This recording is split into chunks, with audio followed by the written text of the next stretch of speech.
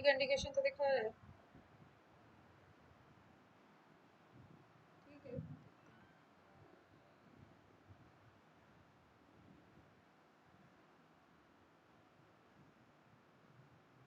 Good evening बच्चों।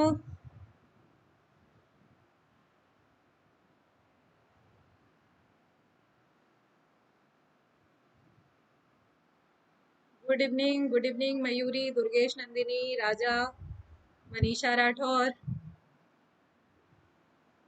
Good evening सभी बच्चों को।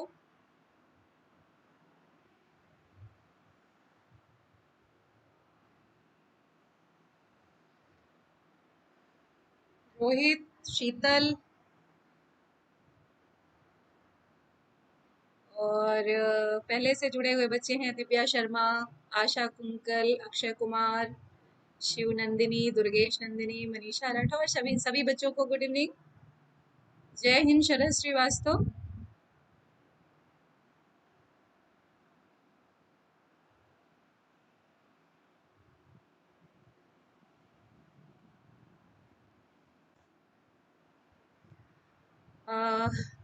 अभी 50 के आसपास बच्चे जो हैं वो क्लास में ऐड जुड़े हुए हैं। बच्चों आप लोग जो व्हाट्सएप ग्रुप में जुड़े हुए बच्चे हो, आप लोग को लाइव क्लास अगर नहीं अटेंड कर रहे हो तो आप लोग की अटेंडेंस काउंट नहीं होगी। इसका मैसेज आप लोगों को बार बार दिया जाता है। तो लाइव क्लासेस में आपको जुड़ना है तभी आपकी अटेंडेंस काउंट होगी। आप लोगों ने क्या किया है कि अ, सभी ने गुड इवनिंग स्नेहा, आसिफ अंसारी, सलाम, दुर्गेश, गुड इवनिंग प्रेम, अभिषेक यादव, राम राम। बच्चों जो आपके व्हाट्सएप ग्रुप में एक गूगल फॉर्म डाला गया है वो आपको अपनी इस समय भरना है जिस समय आपकी लाइव क्लासेस चलती हैं, ठीक है? नहीं तो आपकी अटेंडेंस काउंट नहीं होगी और फिर बाद में आपको प्रॉब्लम हो सकती है। तो आप लोग कोशिश किया करो कि जिस समय रोहित रत्नम कैसे जुड़े?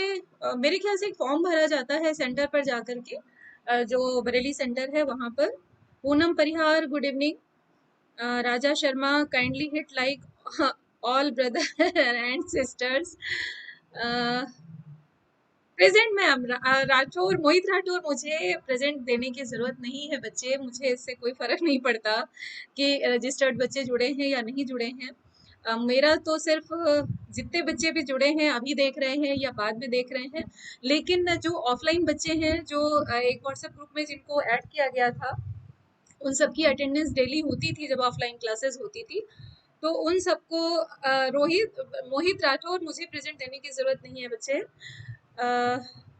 आजमगढ़ से हैं अभिषेक, वेरी गुड, बहुत अच्छी बात है बेटा। तो आप यहाँ पर प्रेजेंट मत दीजिए। आप जो बच्चे ऑलरेडी रजिस्टर्ड हैं ऑफलाइन क्लासेस के लिए, ठीक है, तो उनको ये अपनी अटेंडेंस शायद देनी होती है, ऐसा मैंने मैसेज देखा था।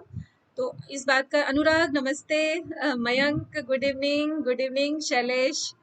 तो अभी मोर देन 60 बच्चे जुड़ चुके हैं।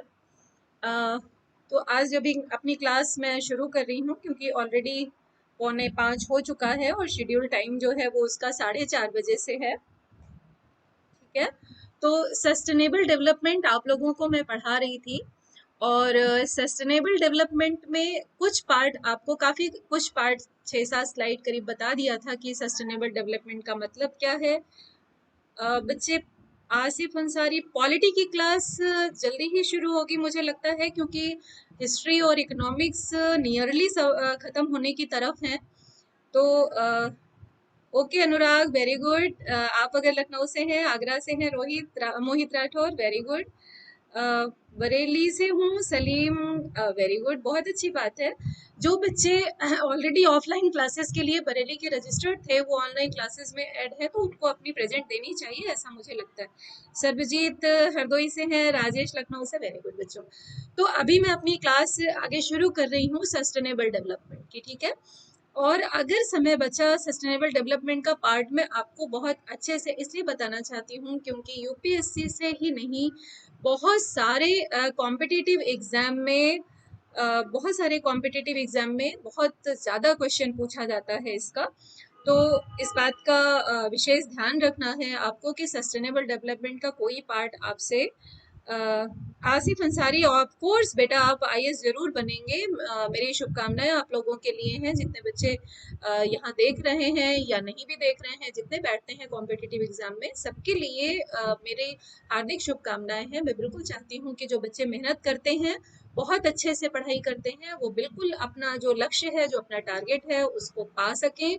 लेकिन उस टारगेट को पाने के लिए जो मंत्र है हार्ड वर्क का, अगर वो आप अपनाते हैं तो कोई प्रॉब्लम नहीं है आपको।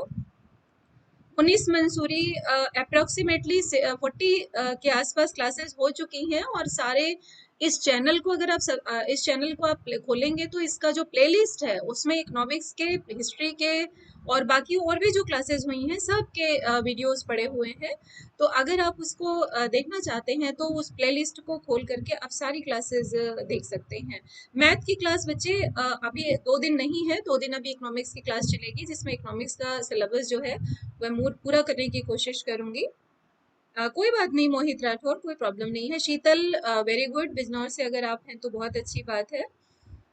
रोहित रत्नम, आज नहीं है मैथ की क्लास। मैथ की क्लास अब आप 2 दिन के बाद होगी, थर्सडे से शुरू होगी। झारखंड से वेरी गुड मयूरी, बहुत अच्छी बात है। देश के कोने कोने से बच्चे अगर जुड़े हुए हैं और हमारे इस चैनल को देख रहे हैं, यही इस चैनल की सार्थकता है। और जो मुख्यमंत्री जी ने एक बहुत अच्छा काम शुरू किया सारे बच्चों के लिए, कि जो अपने अपने सब्जेक्ट्स के एक्सपर्ट्स हैं उनको बुला करके आपको गाइड करने का काम किया है। तो इसके लिए आप लोग निश्चित रूप से थैंक्स तो बोलिए आप वास्तव में, जिसने इस पूरे चैनल को बनाने में अपना योगदान दिया है और जो इस चैनल को जिन्होंने एग्जीक्यूट किया है। वाराणसी से गौरव,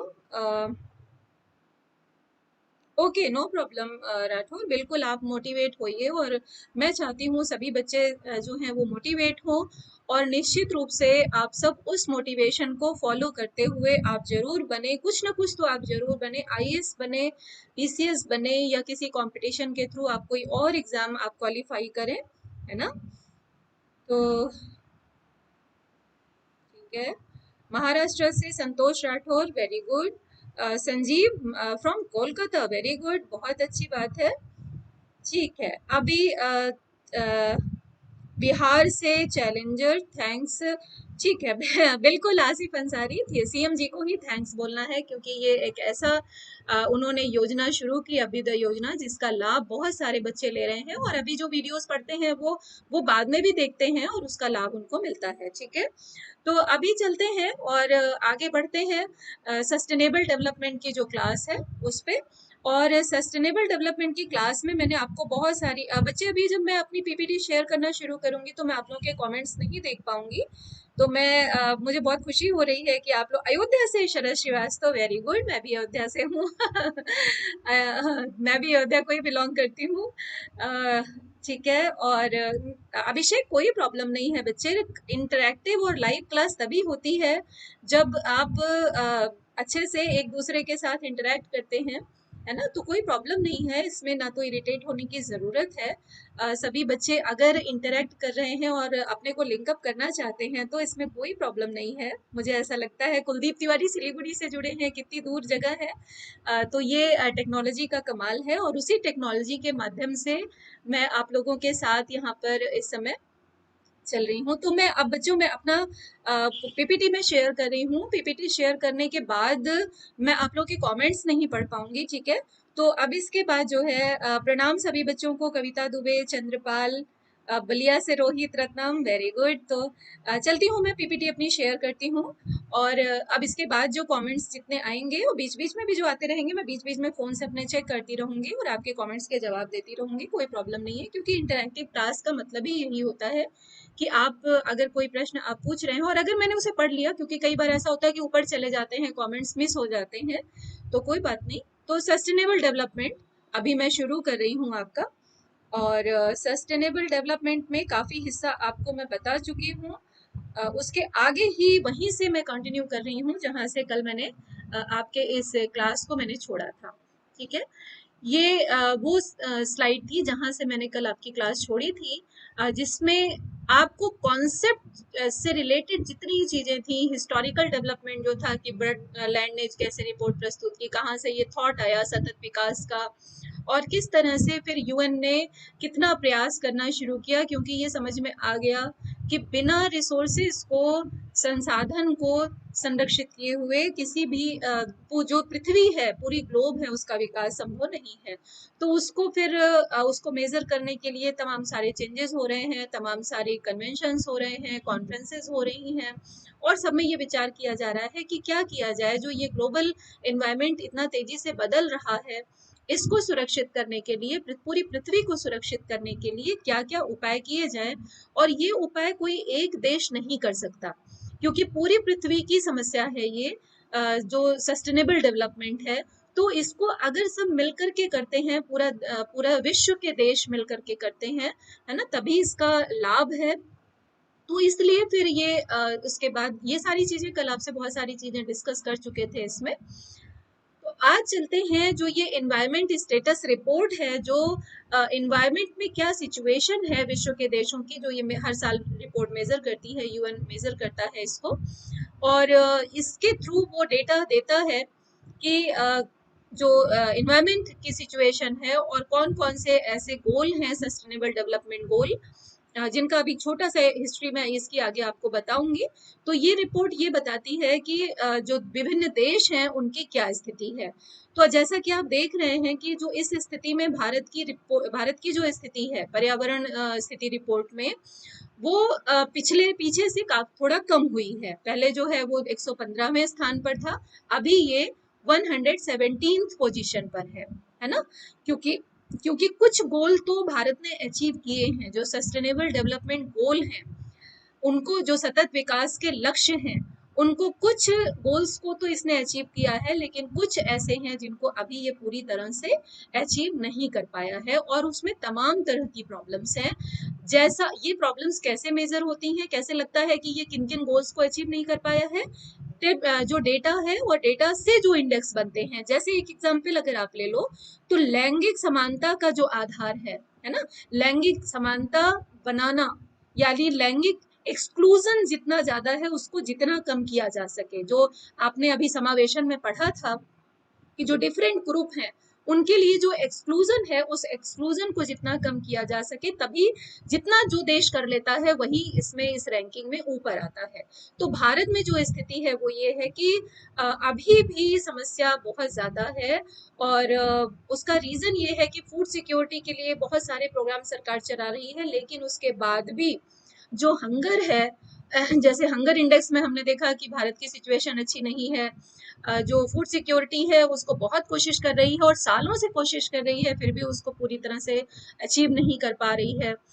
जो जेंडर इनइक्वालिटी है वो भी जो है घटने के बजाय बढ़ती जा रही है। और इम्पोर्टेंट बात ये है कि जो इंफ्रास्ट्रक्चर डेवलपमेंट है वो थोड़ा सा लचीला होना चाहिए, मतलब उसमें आवश्यकता के अनुसार और जैसी परिस्थितियां हो उसके अनुसार जो चेंजेस होने चाहिए वो नहीं हो पा रहे हैं।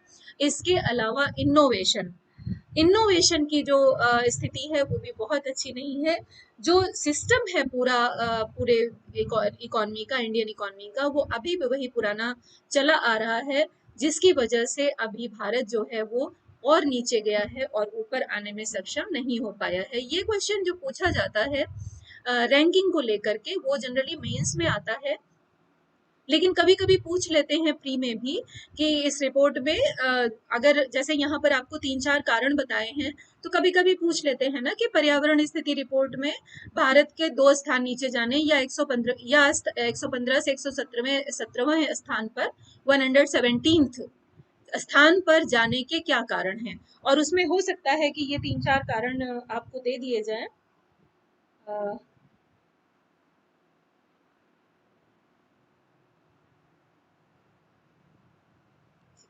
उसमें हो सकता है कि ये 3-4 कारण आपको दिए जाएं और आप में से इसे टिक करने के लिए कहा जाए। तो ये सब चीजें भी आपको ध्यान में रखनी है कि कौन कौन से ऐसे कारण हैं जिनमें भारत की रैंकिंग बहुत अच्छी नहीं है।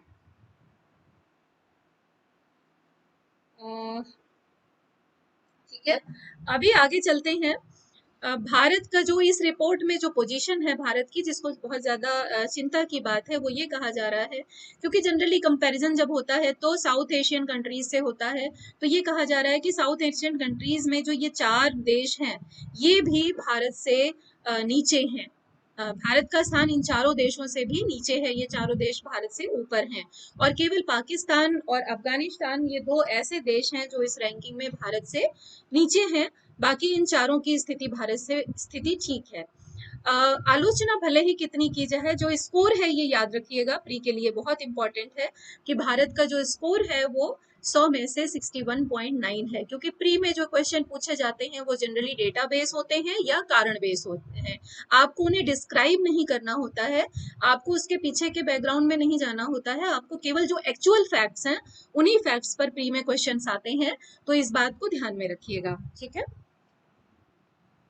तो भारत का जो स्कोर है वो भूटान, नेपाल, श्रीलंका, ये भी पूछा जा सकता है कि कौन कौन से देश इसमें निम्न में से, या एक स्टेटमेंट दे दिया कि ये नेपाल, भूटान जो है रैंकिंग में भारत से ऊपर हैं, और फिर उसके बाद नीचे दे दिया जाए कि ये सही है या गलत है, या दोनों सही है, दोनों स्टेटमेंट गलत है। इस तरह से क्वेश्चन जनरली प्री में आता है, अगर आप लोगों ने प्री का पेपर देखा हो तो।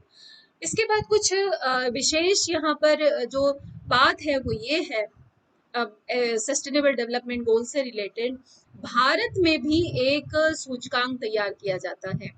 अभी सस्टेनेबल डेवलपमेंट गोल जो 17 सस्टेनेबल डेवलपमेंट गोल हैं, उनको अभी मैं नीचे आपको बताऊंगी अभी अगली स्लाइड में। लेकिन यहाँ पर जो सबसे इम्पोर्टेंट है और क्वेश्चन जिस पर पूछा जाता है कि जैसे विश्व में देशों की रैंकिंग तैयार होती है ना, पूरे विश्व में जो यूएन है जब वो तैयार करता है कि एनवायरमेंट स्टेटस में क्या सिचुएशन है अलग अलग देशों की, उसी तरह से जो सतत विकास है उसमें डिफरेंट डिफरेंट टारगेट्स को लेकर के जो भारत है उसमें राज्यों की क्या स्थिति है। एक मिनट। जो राज्यों की स्थिति है उसका आकलन करने के लिए भारत में तो एक रैंकिंग, एक इंडेक्स तैयार किया जाता है जिसको कहा जाता है सतत विकास लक्ष्य भारत सूचकांक। इसको याद रखिएगा, इस पर डिफरेंट डिफरेंट कॉम्पिटिशन एग्जाम में बहुत क्वेश्चन आते हैं, ठीक है। और ये अपने मन से भारत नहीं तैयार करता, ये यूएन के डायरेक्शन में ही तैयार करता है, उसी के सहयोग से तैयार करता है, इस बात को याद रखिएगा। क्योंकि जो यूएन है वो लगभग हर जो उससे सदस्य देश हैं उनको ये कहता है कि आप इस तरह के सूचकांक अपने देश में तैयार करिए, जिससे आपको ये पता चले कि कौन सा क्षेत्र ऐसा है, कौन सा राज्य ऐसा है जहां पर इन गोल्स को अचीव करने में प्रॉब्लम हो रही है। तो इसीलिए लगभग 115 इंडिकेटर्स हैं, 115 इंडिकेटर्स हैं जिनके बेसिस पे, इसीलिए मैंने यहाँ पर मेंशन नहीं किया है क्योंकि बहुत सारे इंडिकेटर्स हैं, आप केवल नंबर याद रखिए कि 115 इंडिकेटर हैं। अभिषेक, प्रॉब्लम ये है कि अगर मैं हिंदी का बड़ा करूं तो इंग्लिश का फॉन्ट छोटा हो जाता है, बच्चे बहुत प्रॉब्लम है, और एक स्लाइड में बहुत मुश्किल होती है सारे इंग्लिश और हिंदी दोनों को बड़ा करके शामिल करने की।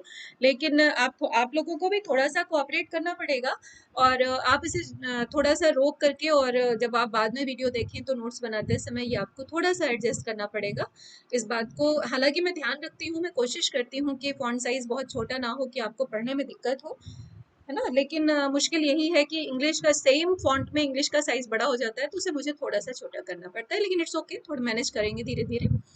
तो 115 इंडिकेटर्स हैं, आप नंबर याद रखिएगा, और प्रोग्रेस जो है वो नापी जाती है, इस बात को ध्यान रखिएगा सभी राज्यों और केंद्र शासित प्रदेशों की, कि जो सतत लक्ष्य, सतत विकास का लक्ष्य है, जो धारणीय विकास का लक्ष्य है, क्योंकि सतत विकास को ही धारणीय विकास कहते हैं, तो जो उसका टारगेट है वो सभी राज्य और केंद्र अगर मिलकर के टोटली अचीव कर लेते हैं तो पूरे देश को वो टारगेट अचीव हो जाएगा, है ना।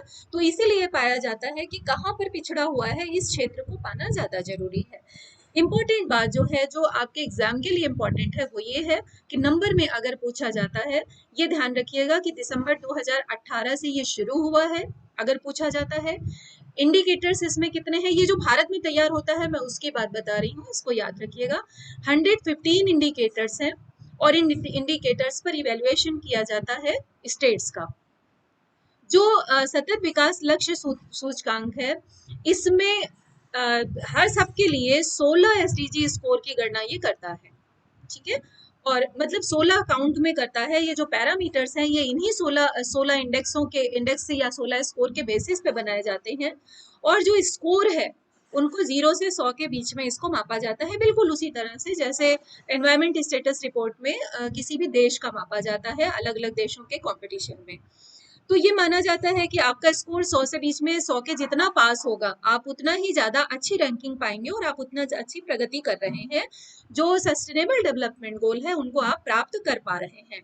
अगर आपकी रैंकिंग 0 की तरफ ज्यादा है तो इसका तात्पर्य ये है कि आप अभी सस्टेनेबल डेवलपमेंट गोल को पाने में पीछे हैं, ठीक है। तो इस दोनों में फर्क समझिएगा। नंबर जब रैंकिंग का बढ़ता है ना, जो रैंक होती है जब उसकी नंबर बढ़ता है तो वो प्रॉब्लम होती है, क्योंकि तब आप रैंकिंग में नीचे जाते हो। लेकिन जो स्कोर है अगर वो स्कोर ज्यादा होता है, जैसे मार्क्स कहते हैं ना कि मार्क्स अगर आपके ज्यादा आते हैं तो आप अच्छी रैंकिंग पे आते हो।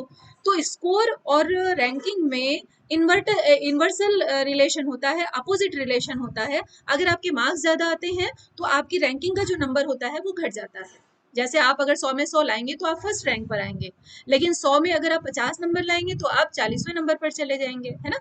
तो ये बात ध्यान रखिएगा कि जो 0 से 100 के बीच में जो ज्यादा 100 के करीब नंबर लाता है उसकी रैंकिंग सबसे अच्छी होती है। तो अब इसको क्लासिफाई किया जाता है 3 बेसिस पे। ये बहुत इंपॉर्टेंट है एसएससी एग्जाम के लिए भी, ये भी ध्यान रखिएगा। जो बच्चे एसएससी का एग्जाम दे रहे हैं उनके लिए भी ये बहुत इंपॉर्टेंट है, क्योंकि मैंने पेपर्स देखे हैं उनमें बहुत क्वेश्चन आते हैं इस पर। तो जो स्टेट्स के लिए भारत में जो तैयार होने वाला सतत विकास लक्ष्य सूचकांक है, एसडीजी इंडिया इंडेक्स जिसको हम कहते हैं, है ना। एसडीजी का फुल फॉर्म आप सबको पता है, सस्टेनेबल डेवलपमेंट गोल, यानी सतत विकास लक्ष्य। तो उसको 3 कैटेगरी में बांटा जाता है। सबसे पहला जो एस्पिरेंट्स कहलाता है या प्रतियोगी कहलाता है, जो 0 से 49 तक का स्कोर लाता है उसको नंबर उसकी ये रैंकिंग है जिसे हम प्रतियोगी कहते हैं, उसको इस कैटेगरी में रखा जाता है, इसको क्लासिफिकेशन कर लिया जाता है। दूसरा जो है वो है परफॉर्मर, है ना। परफॉर्मर जो है इसको कहा जाए यानी अच्छा प्रदर्शन करने वाला, उसको कहते हैं 50 से 64 तक का स्कोर ले आता है। और तीसरा होता है फ्रंट रनर, यानी 3 कैटेगरी बन गई क्या, प्रतियोगी, प्रदर्शन करने वाला और सबसे आगे चलने वाला, aspirant, performer and front runner. सीधी सी बात है कि जो 0 से 49 तक का लाता है वो प्रतियोगी कहलाता है, यानी वो थर्ड कैटेगरी में आता है। जो फर्स्ट कैटेगरी है वो कौन सी है, फ्रंट रनर की, सबसे आगे चलने वाला, जिसको कैटेगरी नंबर 1 कहते हैं, है ना। उसमें उन स्टेट्स को रखा जाता है जो 65 to 99 का स्कोर ले आते हैं। ये जनरली सेम वैसा ही है जैसे इन्वायरमेंट स्टेटस रिपोर्ट में तैयार किया जाता है, बिल्कुल उसी तरह से भारत के लेवल पर इसको तैयार किया जाता है। जो अच्छा परफॉर्म करते हैं उनको प्रदर्शन करने वाला कहा जाता है, और जिनका स्कोर 50 से 64 के बीच में आता है, ठीक है। इसके बाद आगे चलते हैं। जो इस समय के जो इंडेक्स आए हैं उसमें प्रतियोगी, और मैंने अभी इसके पूरा डिटेल इसलिए नहीं दिया क्योंकि अभी जल्दी ही ये जुलाई में आने वाला है और उसमें हम देखेंगे कि सारे स्टेट्स की रैंकिंग क्या है। प्रतियोगी और लक्ष्य हासिल करने वाली श्रेणी में अभी कोई भी राज्य शामिल नहीं है, यानी कोई भी ऐसा स्टेट नहीं है जो अपना टारगेट 100% अचीव कर पाया हो, और 0 से 49 के बीच में भी जनरली कोई नहीं है, यानी नंबर 1 और नंबर 3 में जनरली नहीं है अभी तक स्टेट्स। जो एस्पिरेंट्स में थे वो भी धीरे धीरे आगे करके अब आगे बढ़ने की कोशिश कर रहे हैं। तो याद रखिएगा इस क्वेश्चन को कि इस समय जो प्रेजेंट पिछले साल 2020 का एसडीजी इंडेक्स आया था उसमें अभी कोई भी स्टेट जो है वो इन दोनों में शामिल नहीं है। जो इसकी फाइंडिंग्स है वो मैं आपको जल्दी से दे रही हूँ यहाँ पर। देश का जो समग्र एसडीजी स्कोर है, यानी जो ओवरऑल सारे स्टेट्स का मिलाकर के निकलता है, वो 6 अंक इंप्रूव हुआ है। ये इंपॉर्टेंट डेटा है, इस पर क्वेश्चन आ सकता है। ये 2020 का है, मैं फिर आपको कह रही हूँ 2020 का डेटा है जो 2019 के आधार पर तैयार किया गया था, और 2020-21 में जो डेटा आया है ये डेटा 2020 के आधार पर तैयार किया गया है। 2020-21 के आधार पर जो डेटा आएगा वो अभी आगे आएगा। तो आप फिलहाल यही डेटा अगर याद करना चाहें तो कोई प्रॉब्लम नहीं है, क्योंकि अभी जब तक नहीं आया है तब तक ये डेटा जो है वो वैलिड है और इन पर क्वेश्चन आ सकता है। तो 60 से बढ़कर जो स्कोर है वो 66 हो गया है समग्र एसडीजी स्कोर, यानी पूरे देश का एसडीजी स्कोर, इस बात को याद रखिएगा।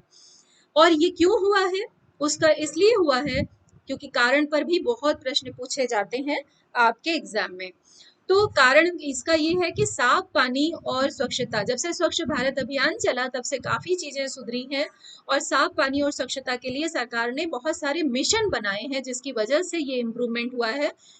तमाम स्टेट्स में सुधार हुआ है साफ पानी और स्वच्छता के लिए, जिसकी वजह से उन स्टेट्स की रैंकिंग सुधरी है, और फिर पूरे देश का जो स्कोर है उसमें भी सुधार हुआ है। सस्ती और स्वच्छ ऊर्जा का जो टारगेट है उसमें भी काफी इम्प्रूवमेंट हुआ है, क्योंकि बहुत सारे जो सौर एमिशन है उस पर बहुत ज्यादा फोकस करना, और जो तमाम सारे एमिशंस थे उन पे थोड़ा कंट्रोल करना, ये सारे जो प्रदर्शन है स्टेट्स के उसमें काफी सुधार हुआ है, जिसकी वजह से उमेश, ठीक है बच्चे, उसमें बहुत सारा सुधार हुआ है, जिसकी वजह से ये पूरे भारत की रैंकिंग में भी काफी इम्प्रूवमेंट हुआ है। अब इसमें जो बहुत इंपॉर्टेंट बात है वो ये है कि 75 अंक के साथ अपनी शीर्ष रैंकिंग जो है वो केरल की अभी बनी हुई है। बहुत लंबे समय से, कई सालों से रिपोर्ट में इसकी रैंकिंग बनी हुई है। और इसके बाद नंबर 2 पर हिमाचल प्रदेश है और तमिलनाडु है। ये जो लेटेस्ट 2021 का डेटा जो 2020 के आंकड़ों पर आया है, मैं उसकी बात कर रही हूँ, अभी लेटेस्ट, बिल्कुल लेटेस्ट डेटा नहीं आया है।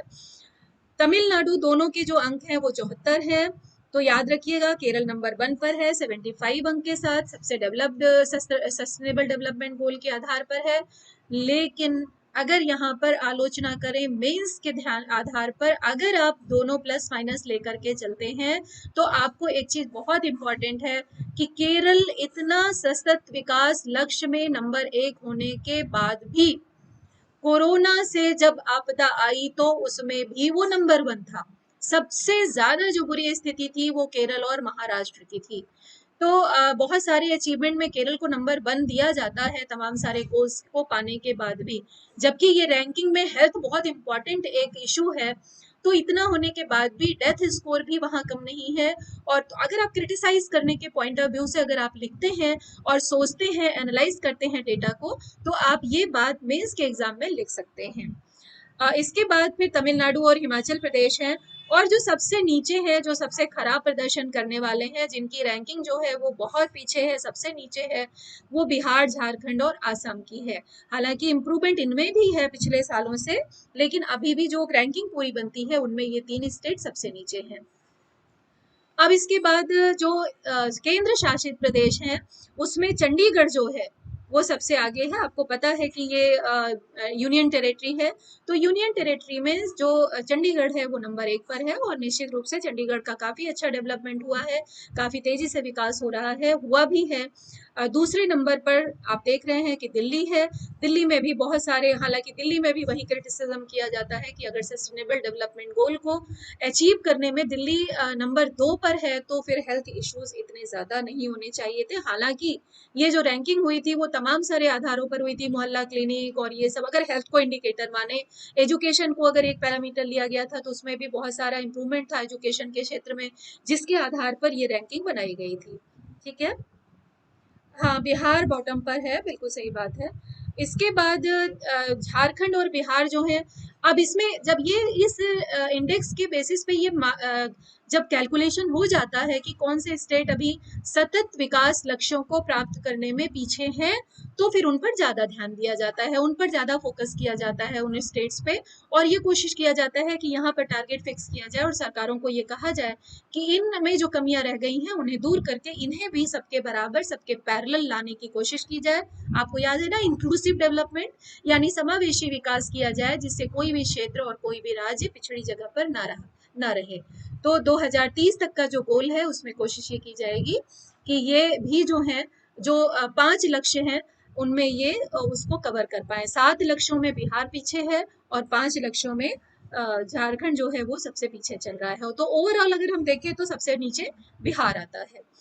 इसके बाद जो स्टेट और केंद्र शासित प्रदेश दोनों को अगर हम मिला के अगर हम देखें तो इसमें इन तीनों की रैंकिंग जैसा आप देख रहे हैं, ये दोनों नंबर 1 नंबर 2 पर है और चंडीगढ़ यूनियन टेरिटरी पर नंबर 1 में है। तो ये तीनों ऐसे हैं जो हाईएस्ट लेवल पर जाने के लिए बिल्कुल तैयार हैं और इसको पाने की दिशा में आगे बढ़ रहे हैं। मे बी जो पैरामीटर्स हैं उन पर ये आगे हो सकता है अगली रैंकिंग में पहुंच जाए।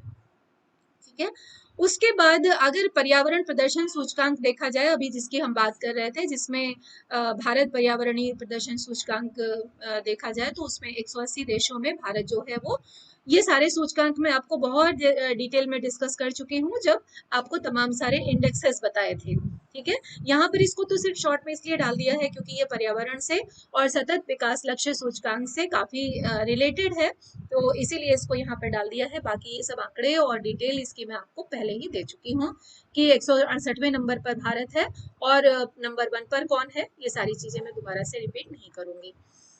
अब यहाँ पर जो बहुत इंपॉर्टेंट बात है वो बहुत है, जो डेटा है उसको ध्यान रखिएगा कि वर्ष 2015 में, ठीक है, ये याद रखिएगा कि संयुक्त राष्ट्र सभा की जो 70वीं बैठक थी, यहाँ से मैं शुरू कर रही हूँ आपका सस्टेनेबल डेवलपमेंट गोल।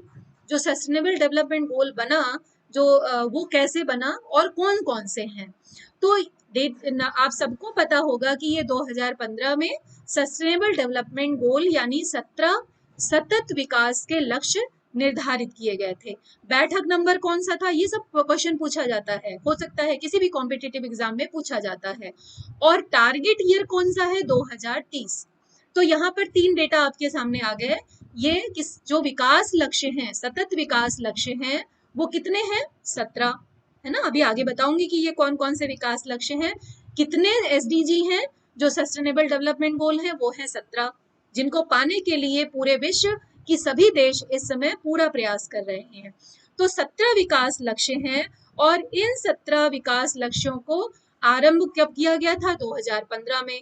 कब किया गया, कौन सी बैठक में किया गया था, 17वीं बैठक में। और टारगेट ईयर क्या है, 2030। ठीक है, तो ये डेटा याद रखिएगा। अब फिर पूछा जाता है कि एसडीजी क्यों आया, यानी ये सतत विकास लक्ष्य जो है, ये बहुत सारे क्वेश्चन पूछे जाते हैं कि इसको लाने का क्या कारण था। तो उसका सबसे बड़ा, सबसे पहला जो कारण था वो ये था कि जो मिलेनियम डेवलपमेंट गोल था, जो 90s में टारगेट किया गया था कि जब नया मिलेनियम जो शुरू हो रहा है, इसको ये मिलेनियम डेवलपमेंट गोल हैं और उन एमडीजी जो थे, जो 20 लगभग थे, उनको अचीव करने की जो बात की गई थी वो 2015 में समाप्त हो गए थे, यानी उनका टारगेट ईयर क्या था, 2015।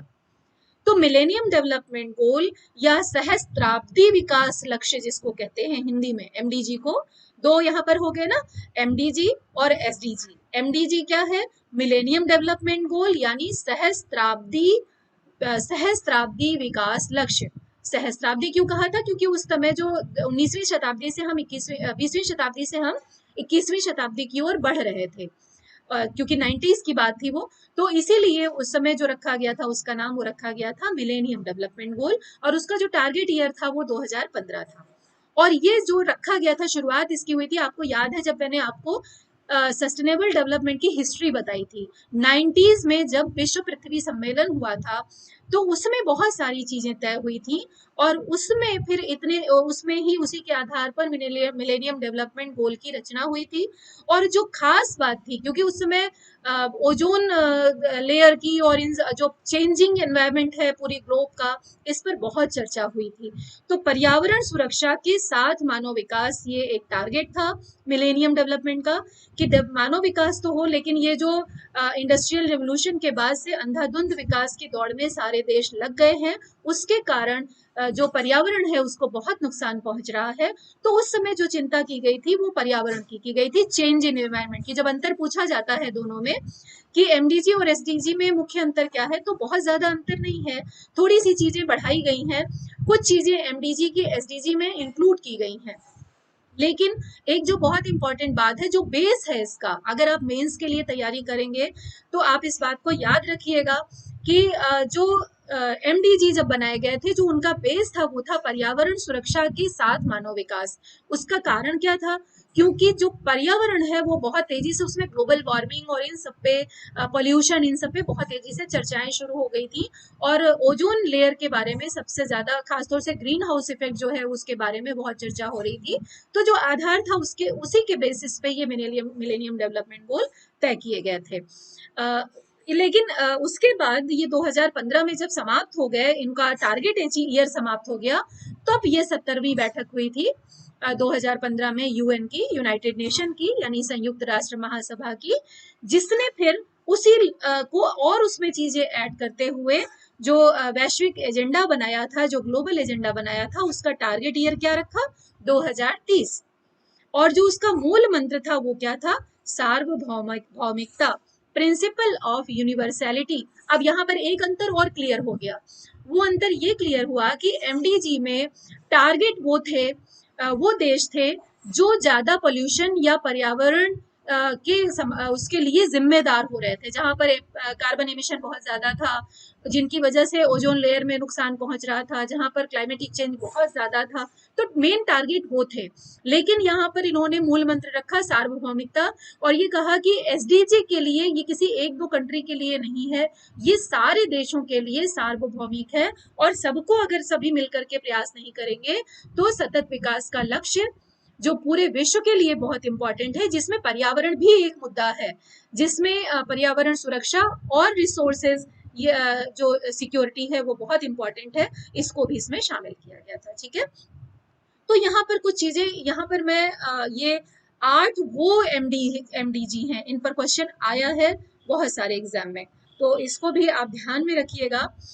जब एमडीजी, जिसको हम हिंदी में क्या कहते हैं? सहस्त्राब्दी विकास लक्ष्य, और इंग्लिश में कहते हैं मिलेनियम डेवलपमेंट गोल। यहाँ पर मैं उसकी चर्चा नहीं कर रही हूँ, क्योंकि ये पुराना है, और जब नया आ गया है तो पुराने पे बहुत ज्यादा क्वेश्चन नहीं आता। सिर्फ ये पूछा जाता है कि पुराने से नए में क्या चेंजेस आए हैं, या फिर कौन सा ऐसा गोल है जो एमडीजी में शामिल था और एसडीजी में भी शामिल है। तो यहाँ पर ये 8 हैं संख्या में, याद रखिएगा। अगर ये पूछा जाए कि कितने एमडीजी, मिलेनियम डेवलपमेंट गोल हैं जो सस्टेनेबल डेवलपमेंट गोल में शामिल किए गए हैं, जब 2015 में नए लक्ष्य निर्धारित किए गए हैं, तो याद रखिएगा इनकी संख्या कितनी है? इनकी संख्या कितनी है? 8।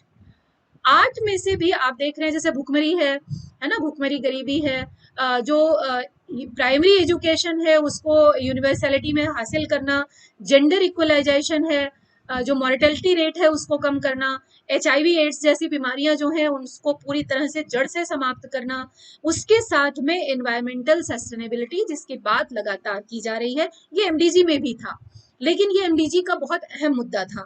इसी तरह से ग्लोबल डेवलपमेंट के लिए जो आपस में रिलेशन है देशों का, उसको स्थापित करना। ये जो 8 एमडीजी थे, मिलेनियम डेवलपमेंट गोल, इन 8 को इंक्लूड किया गया है सस्टेनेबल डेवलपमेंट गोल में, ये बात याद रखिएगा। अब यहाँ पर मैंने 3 जो है वो रेड कर रखे हैं, है ना? सार्वभौमिक प्राथमिक शिक्षा हासिल करना, शिशु मृत्यु दर घटाना, और HIV एड्स और मलेरिया जैसी बीमारियों से मुक्ति पाना। तो ये रेड इसलिए कर रखे हैं क्योंकि जब मिलेनियम डेवलपमेंट गोल के लक्ष्यों की अवधि समाप्त हुई 2015 में, तो सारे देशों का इवेल्युएशन किया गया कि देश, कौन कौन से लक्ष्यों को, जो ये 20 मिलेनियम डेवलपमेंट गोल थे, इनको किस किस को वो अचीव कर पाए हैं। तो याद रखिएगा, उसमें से ये जो लाल किए हुए 3 हैं, इन तीनों को ये माना गया था कि भारत ने इन तीनों को काफी हद तक, लगभग 99% इन तीनों को अचीव कर लिया है, इन टारगेट्स को, जिसमें चूंकि सर्व शिक्षा अभियान चला तो प्राथमिक शिक्षा को काफी हद तक उसने अचीव कर लिया। शिशु मॉर्टेलिटी रेट जो है उसका डेटा बताता है कि जो प्राथमिक स्वास्थ्य केंद्र हैं उनकी संख्या बढ़ने के कारण, हेल्थ सर्विसेज काफी हद तक गांव में पहुंचने के कारण जो मॉर्टेलिटी रेट है वो काफी हद तक कम हुई, खास तौर से आशा जो योजना थी उनके आने के बाद से। HIV एड्स पर भी काफी जागरूकता फैलाई गई, और मलेरिया पर भी, जो एक महामारी की तरह फैला हुआ था, उस पर भी काफी हद तक गांव के क्षेत्र में निजात पाई गई। तो ये 3 है। अगर इस पर क्वेश्चन आता है कि एमडीजी के कौन कौन से टारगेट भारत ने अचीव कर लिए थे जो एसडीजी में शामिल किए गए हैं, तो उनके लिए ये ध्यान रखिएगा, ये उनके लिए है। उसके बाद ये आते हैं सस्टेनेबल डेवलपमेंट गोल 17 में। एक एक करके मैं इनको बता रही हूँ, लेकिन मैं इस पे बहुत डिटेल में नहीं जाऊंगी, क्योंकि इनके नाम से ही बिल्कुल क्लियर है कि इसमें एजेंडा क्या है, जो टारगेट है वो क्या है ना। तो पहला टारगेट क्या है? जीरो पॉवर्टी, जीरो हंगर, है ना। ये सारे सस्टेनेबल ये गोल जो है, ये आपको बहुत इजीली समझ में आ जाएंगे, और जो इनका टॉपिक है उस टॉपिक से ही समझ में आ जाता है कि इनका जो मैम वाटर पर दीजिए। मयंक वाटर पर क्या दूं बच्चे? आप वाटर पर क्या लेना चाह रहे हो? जो वाटर मिशन है वो अभी आगे डिस्कस करूंगी मैं, ठीक है। मिशन तमाम सारे हैं, जिनमें एक वाटर मिशन भी है, वो मैं आगे अभी बताऊंगी आपको। तीसरा जो सस्टेनेबल डेवलपमेंट गोल है, वो बहुत अच्छी हेल्थ हो और खुशहाली हो, हैप्पीनेस हो, और क्वालिटी एजुकेशन हो, ये चौथा गोल था। जेंडर इक्वेलिटी हो, ये पांचवा गोल था। स्वच्छ जल और स्वच्छता, ये छठा जो गोल था, जिस पर भारत में बहुत काम किया गया है ना। इसीलिए कहा गया कि जो भारत में स्वच्छ जल और स्वच्छता की वजह से ही इसका जो समग्र जो रैंकिंग है, वो समग्र जो अंक आए हैं वो काफी अच्छे आए हैं। प्रदूषण मुक्त लाइफ स्टाइल जो है, जो एनर्जी है, यहाँ पर ऊर्जा छूट गया है, सस्ती और प्रदूषण मुक्त ऊर्जा, ठीक है। ऊर्जा कैसी हो? सस्ती हो और प्रदूषण मुक्त हो। तो सस्ती और प्रदूषण मुक्त ऊर्जा के लिए जो सबसे इंपॉर्टेंट मिशन है, इसको याद रखिएगा, वो है सौर ऊर्जा मिशन। क्योंकि सरकार ये, क्योंकि बाकी सबसे पोल्यूशन होता है, जितनी भी तरह से बिजली तैयार होती है, हर तरह से प्रदूषण होता है, उसके लिए सरकार का जो गोल है, और उसके लिए बहुत युद्ध स्तर पर 2014 के बाद से सरकार ने 2015 के बाद से सरकार ने प्रयास किए हैं, जिससे इस सस्टेनेबल गोल को अचीव किया जा सके। तो सस्ती और प्रदूषण मुक्त ऊर्जा, सस्ती सोलर एनर्जी निश्चित रूप से, बस अभी थोड़ी समस्या ये है कि जो सोलर प्लेट्स हैं, हालांकि पहले से इनकी जो कीमत है वो काफी कम हुई है, लेकिन सरकार अभी भी पूरी तरह से कोशिश कर रही है कि और इसमें कमी आए, जिससे जो ये एनर्जी है सस्ती और प्रदूषण मुक्त की, ये अचीव हो सके। आठवां जो गोल था, वो था कि जो वृद्धि है, इकोनॉमिक ग्रोथ है, वो अच्छे तरीके से हो, जिसमें इंक्लूसिव ग्रोथ हो, यानी जो पर कैपिटा इनकम है, आर्थिक ग्रोथ में ऐसा ना हो कि टोटल जीडीपी तो बढ़े लेकिन पर कैपिटा इनकम कम हो। तो ये आठवां गोल था। और क्योंकि पर कैपिटा इनकम अगर बढ़ेगी, तभी देश का जो क्वांटिटेटिव डेवलपमेंट है वो संभव हो पाएगा। इंडस्ट्रियल डेवलपमेंट बहुत अच्छा हो, इनोवेशन हो। नवाचार का मतलब होता है इनोवेशन, नई नई चीजों को खोजना, टेक्नोलॉजी में नई नई चीजों को इंक्लूड करना, और जो ये बेसिक इंफ्रास्ट्रक्चर है वो प्रोवाइड कराना। बुनियादी सुविधाओं का मतलब क्या है? बेसिक इंफ्रास्ट्रक्चर, इन सब के लिए प्रोवाइड कराना। तीसरी बात, जो 10वां गोल था, वो ये क्या कहता है? जो इंक्लूसिव डेवलपमेंट है वो होना चाहिए, और तमाम तरह की जो असमानताएं हैं, चाहे वो आर्थिक आधार पर हो, है ना, इकोनॉमिक असमानता, आर्थिक असमानता, चाहे वो लैंगिक असमानता हो, जेंडर इनइक्वालिटी हो, चाहे वो किसी भी तरह की असमानता हो, क्षेत्रीय असमानता हो, किसी भी तरह की लाइफस्टाइल में असमानता हो, आय की असमानता हो, जो विकास की असमानता है, जितनी भी तरह की असमानताएं हैं, वो सारी की सारी समाप्त हो। और जितना इस बेसिस पे इसको रिड्यूस कर लेंगे, उतना ही जो सस्टेनेबल डेवलपमेंट गोल है उसको हासिल करने के रास्ते पर कोई भी देश आगे बढ़ सकता है। उसके बाद जो 11th था, वो था संवहनीय शहर और समुदाय। संवहनीय यानी जो धारणीय स्थिति हो, वो शहर की और शहर में रहने वाले लोगों की, क्योंकि जितना ज्यादा अर्बनाइजेशन होता जाएगा, उसकी अपनी प्रॉब्लम्स क्रिएट होती जाएंगी। अर्बनाइजेशन हो, लेकिन रूरल सेक्टर को समाप्त होने की कॉस्ट पर नहीं होना चाहिए। दूसरी बात यह है, संवहनीय उपभोग और उत्पादन होना चाहिए, यानी जितने रिसोर्सेज हैं उनका यूटिलाइजेशन कैसा हो, जो आज की पीढ़ी को तो मिले ही मिले उपभोग में, लेकिन मिनिमम नीड्स के साथ। तो इतना उत्पादन हो, इतना उपभोग हो, जो आगे आने वाली पीढ़ी के लिए, जो धारणी विकास का एक मूल मंत्र है, आप लोग जानते हैं बहुत अच्छी तरह से, परिभाषा में भी कहा गया है कि विकास तो हो, लेकिन इस तरह से हो कि आज की पीढ़ी भी उसे यूज करे संसाधनों को, और अगली पीढ़ी की जो आवश्यकता है उसको ध्यान में रखते हुए, कि ऐसा ना हो कि उनके लिए वो संरक्षित ना हो पाए। तो कैसा उपभोग और उत्पादन हो? संवहनीय हो, ठीक है। और जो जलवायु है उसको भी, जो एनवायरमेंट है, जो क्लाइमेट है, उसको भी प्रोटेक्ट करने के लिए जितने उपाय सरकार कर सकती है उसे करने चाहिए। जो 14वां मिलेनियम डेवलपमेंट गोल है, 14th, वो है मैरीन, जो एनिमल्स हैं, जो हमारा पारिस्थितिकी तंत्र का एक बहुत बड़ा पार्ट है, समुद्र में रहने वाले जीव जंतु। बच्चों, यहाँ पर एक चीज मैं बहुत अच्छे से आपको क्लियर करना चाहती हूँ, क्योंकि जो ये प्लास्टिक और इन सब की बात होती है, उससे हमको लगता है ना कि पृथ्वी का बहुत नुकसान हो रहा है, लेकिन पृथ्वी का जो ये क्षेत्र है समुद्र वाला, जंगलों को भी नुकसान हो रहा है। और पृथ्वी पर जो सबसे ज्यादा नुकसान है, जो डेटा बताते हैं, वो है मरीन लाइफ में रहने वाले जो जीव जंतु हैं उनको। क्योंकि जितना प्लास्टिक और कचरा है वो नदियों के रास्ते बहता हुआ, क्योंकि पहाड़ों में भी जो आप छोड़ करके आते हैं वो नदियों के रास्ते बहता हुआ अंत में समुद्र में पहुंचता है, और इसका बहुत बड़ा नुकसान जो है वो मरीन लाइफ को हो रहा है। तो जलीय जीवों की सुरक्षा हो, इसके लिए बहुत ध्यान रखने की जरूरत है, क्योंकि ये हमारे पारिस्थितिक तंत्र का बहुत बड़ा हिस्सा है। और इसी की नहीं, जो थलीय जीव हैं, यानी जो पृथ्वी के स्थल पर रहते हैं, थल पर रहते हैं, जमीन पर, भूमि पर रहते हैं, उनकी सुरक्षा भी, यानी जो पशु हैं, जो पक्षी हैं, तमाम तरह के जैसे अभ्यारण्य बनाए जाते हैं, जो तितलियां हैं उनके लिए तमाम तरह के अभ्यारण्य बनते हैं, है ना, शेरों को रिजर्व करने के लिए तमाम तरह के अभ्यारण्य बनते हैं। तो इस तरह की जो चीजें हैं वो भी इसमें रखी गई हैं, कि केवल मनुष्य स्वयं के बारे में ना सोचे, बल्कि उसके पारिस्थितिक तंत्र में आने वाले जो अन्य जीव जंतु हैं, चाहे वो जल में रहते हो, चाहे स्थल पर रहते हो, उनके लिए भी उसको ध्यान देने की आवश्यकता है। 16वां जो मिलेनियम डेवलपमेंट गोल है वो बहुत इंपॉर्टेंट है।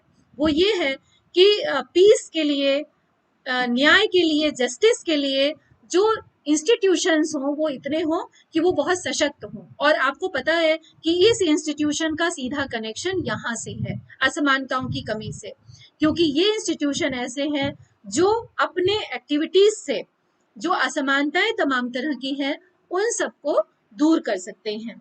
17वां जो मिलेनियम सस्टेनेबल डेवलपमेंट गोल है, सतत विकास लक्ष्य है, वो है लक्ष्य हेतु भागीदारी, यानी उसमें सारे देश की सारी जनता पार्टिसिपेट करे, हर स्तर के लोग पार्टिसिपेट करें, हर राज्य पार्टिसिपेट करें। इसीलिए तो भारत में इस तरह का, भारत में ही नहीं बल्कि पूरे विश्व में सभी देश इस तरह की अपनी अलग अलग यूनिट्स की, अलग अलग टेरिटरी की लक्ष्य बनाते हैं, और उनका रैंकिंग करके ये देखते हैं कि किस क्षेत्र में ये भागीदारी अभी पिछड़ी हुई है। जैसे हमारे देश में पाया गया कि अभी बिहार और झारखंड और इनके साथ में और भी तमाम सारे स्टेट्स हैं जो लक्षद्वीप जैसे है यूनियन टेरिटरीज में, कि ये अभी थोड़ा पिछड़े हुए हैं, जिनको और आगे लाने की जरूरत है सस्टेनेबल डेवलपमेंट गोल के अचीवमेंट में।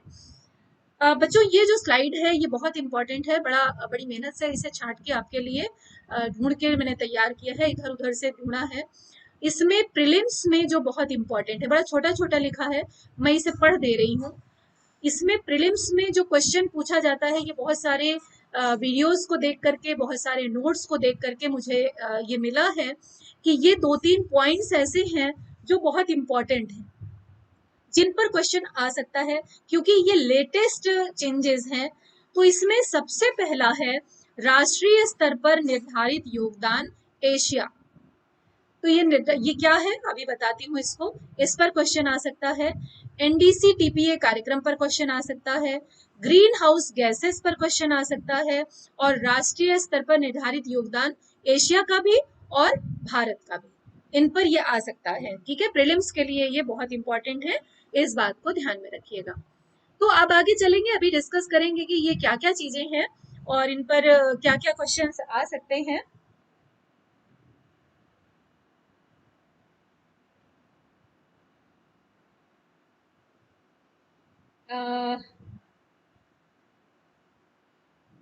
अरे भाई, सस्टेनेबल डेवलपमेंट गोल के सारे तो इंग्लिश में ही तो लिखे हुए हैं, क्या तुम लोग मैसेज करते रहते हो बकवास।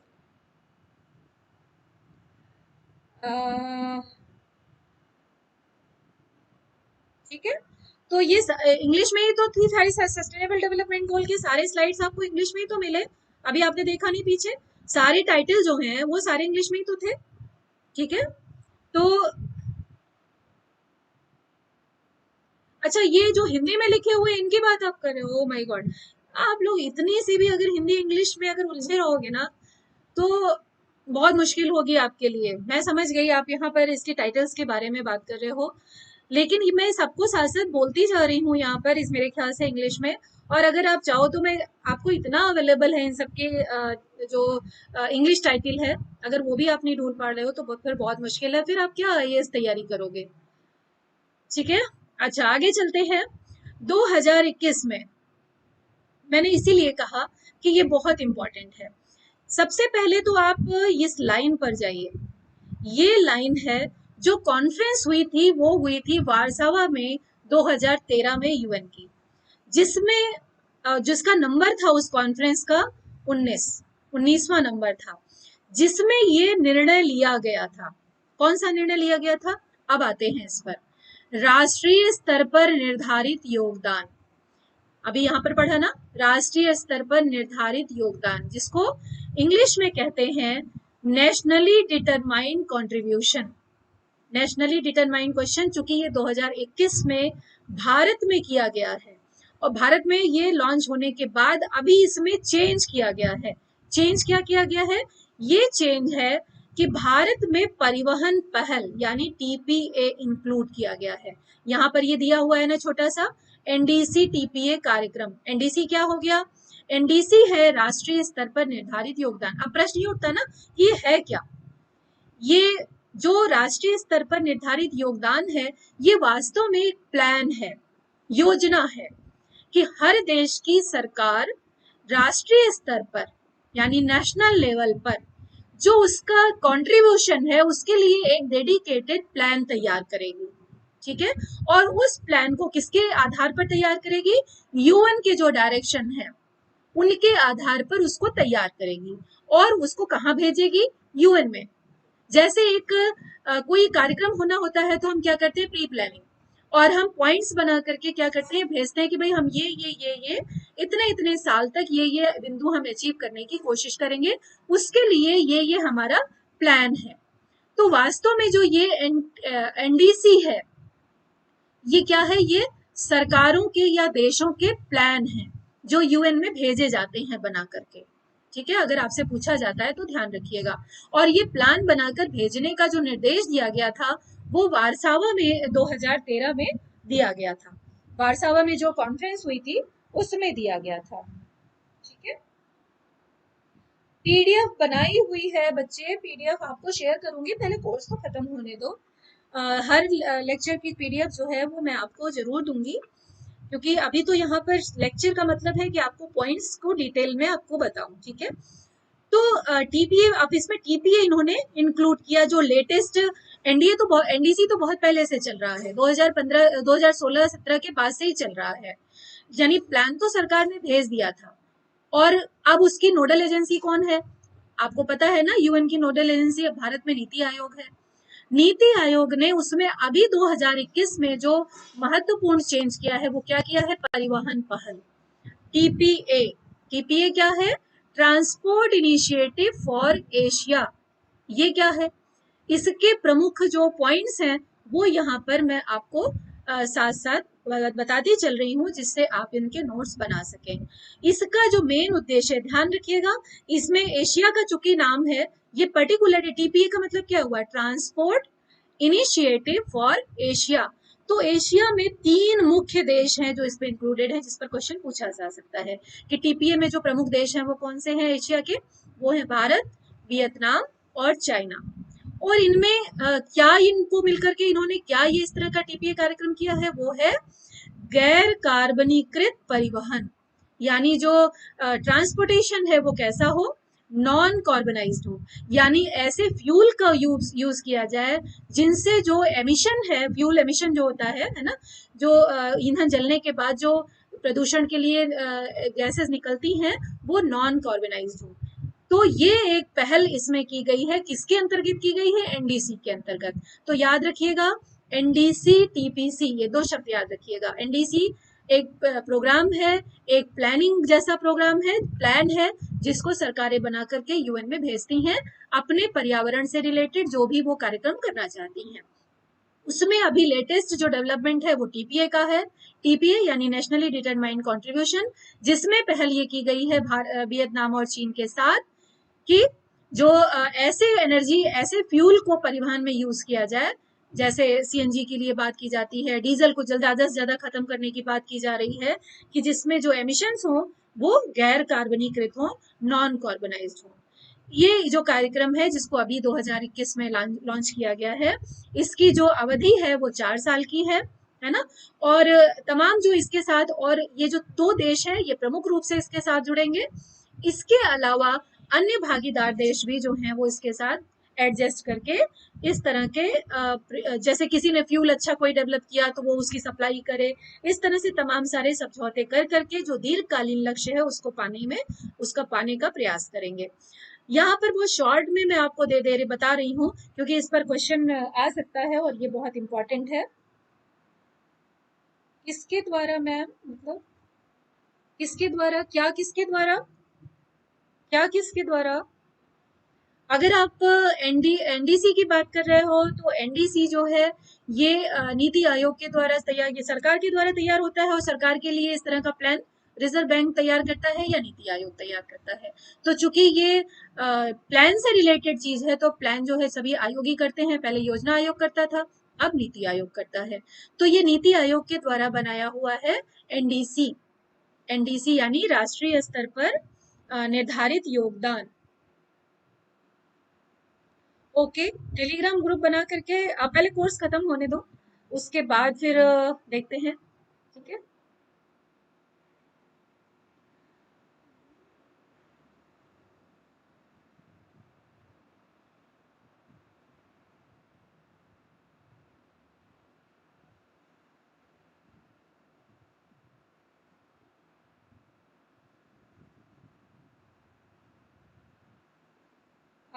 बच्चों कमेंट्स में डालिएगा, अभी लाइव में कोई प्रॉब्लम तो नहीं है? लाइव आ रहा है अभी? अभी कमेंट्स में प्लीज आप लोग डालें जरा, लाइव में अभी किसी तरह की कोई रुकावट तो नहीं है?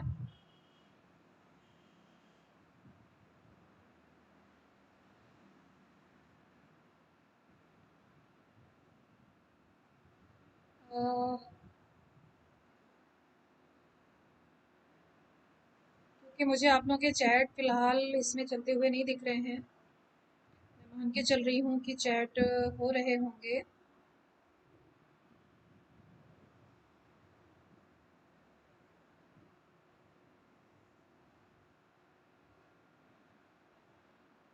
जो अभी मुझे बिल्कुल आप लोगों के चैट नहीं दिख रहे हैं। आप लोग प्लीज अगर इसमें हो सके तो चैट चैट अपने आप लोग पोस्ट करिए, जिससे मुझे एक आध चैट दिखाई दे, जिससे मुझे लगे कि लाइव में कोई प्रॉब्लम नहीं है।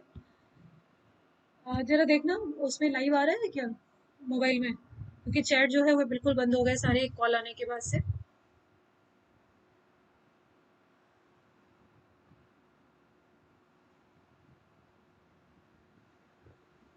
आ रहा है, क्योंकि कमेंट्स भी नहीं आ रहे हैं अभी,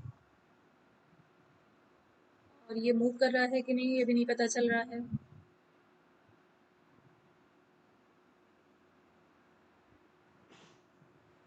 आ रहा है, आ रहा है, मेरे में नहीं आ रहा है ना, तो मुझे पता नहीं चल रहा है कि इसमें।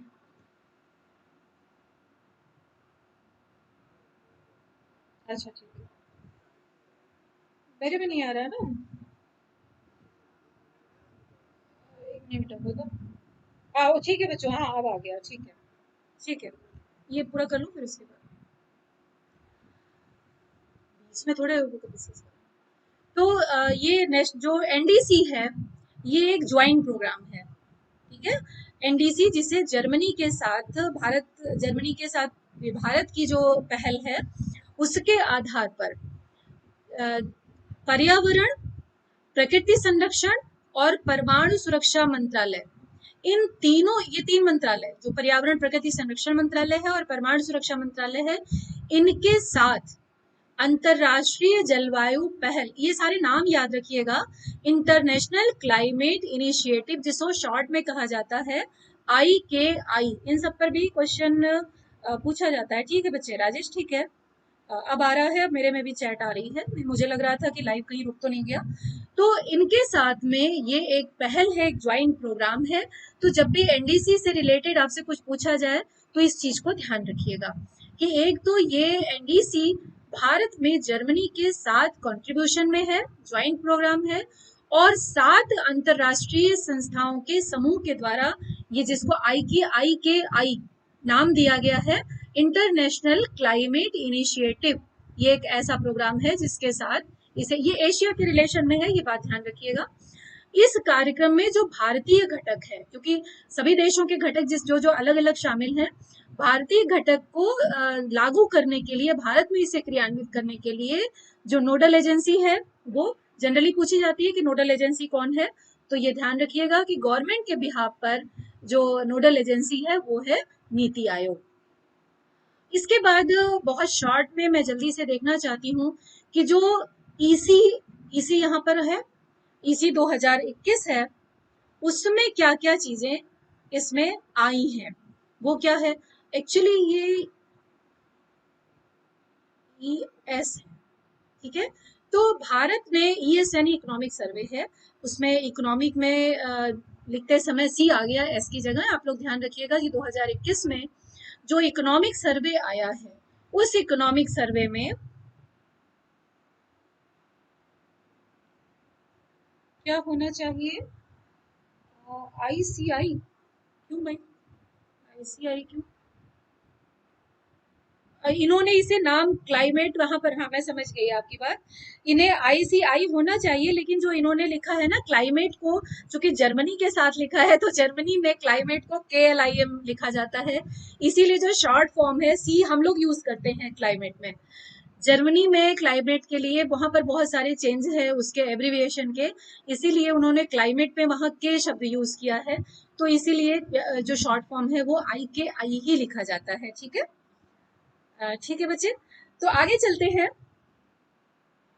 वो इकोनॉमिक सर्वे है, इकोनॉमिक सर्वे में SDG सतत विकास लक्ष्य ये बताया गया है कि कौन कौन से ऐसे सतत विकास लक्ष्य हैं जिनके लिए क्या क्या पॉलिसी, कौन कौन सी योजना और कौन कौन से कार्यक्रम जो हैं वो शामिल किए गए हैं। अब इसी के अंतर्गत एक और नाम आ रहा है शॉर्ट फॉर्म में, वो है NAPCC, national action plan on climate change. अब ये नेशनल एक्शन प्लान क्या है, ठीक है। इसके अंतर्गत 8 राष्ट्रीय मिशन है, जिसमें से कुछ के नाम मैं अभी आपको बताऊंगी। 8 राष्ट्रीय मिशन स्थापित किए गए हैं। अब अगर आपसे क्वेश्चन पूछा जाता है कि SDG को पाने के लिए भारत में कितने नेशनल मिशन बनाए गए हैं, तो आपका आंसर होना चाहिए 8, ठीक है।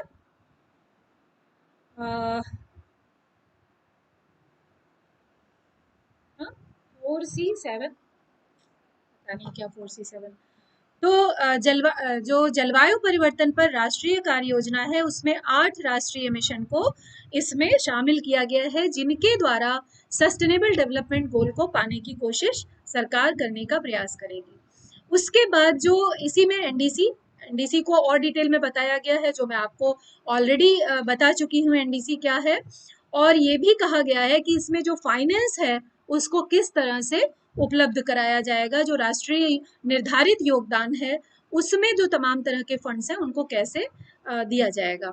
अंतरराष्ट्रीय सौर गठबंधन, इंटरनेशनल सोलर अलायंस, इसके लिए जो इसमें 2 पहले शुरू की गई हैं, जिसमें एक है विश्व सौर बैंक और एक सूर्य एक विश्व एक ग्रिड, यानी पूरे विश्व का जो फोकस है वो किस पर है, सोलर एनर्जी पर, ठीक है। तो सोलर एनर्जी के माध्यम से SDG को जो लक्ष्य है उनको पाने की कोशिश की गई है।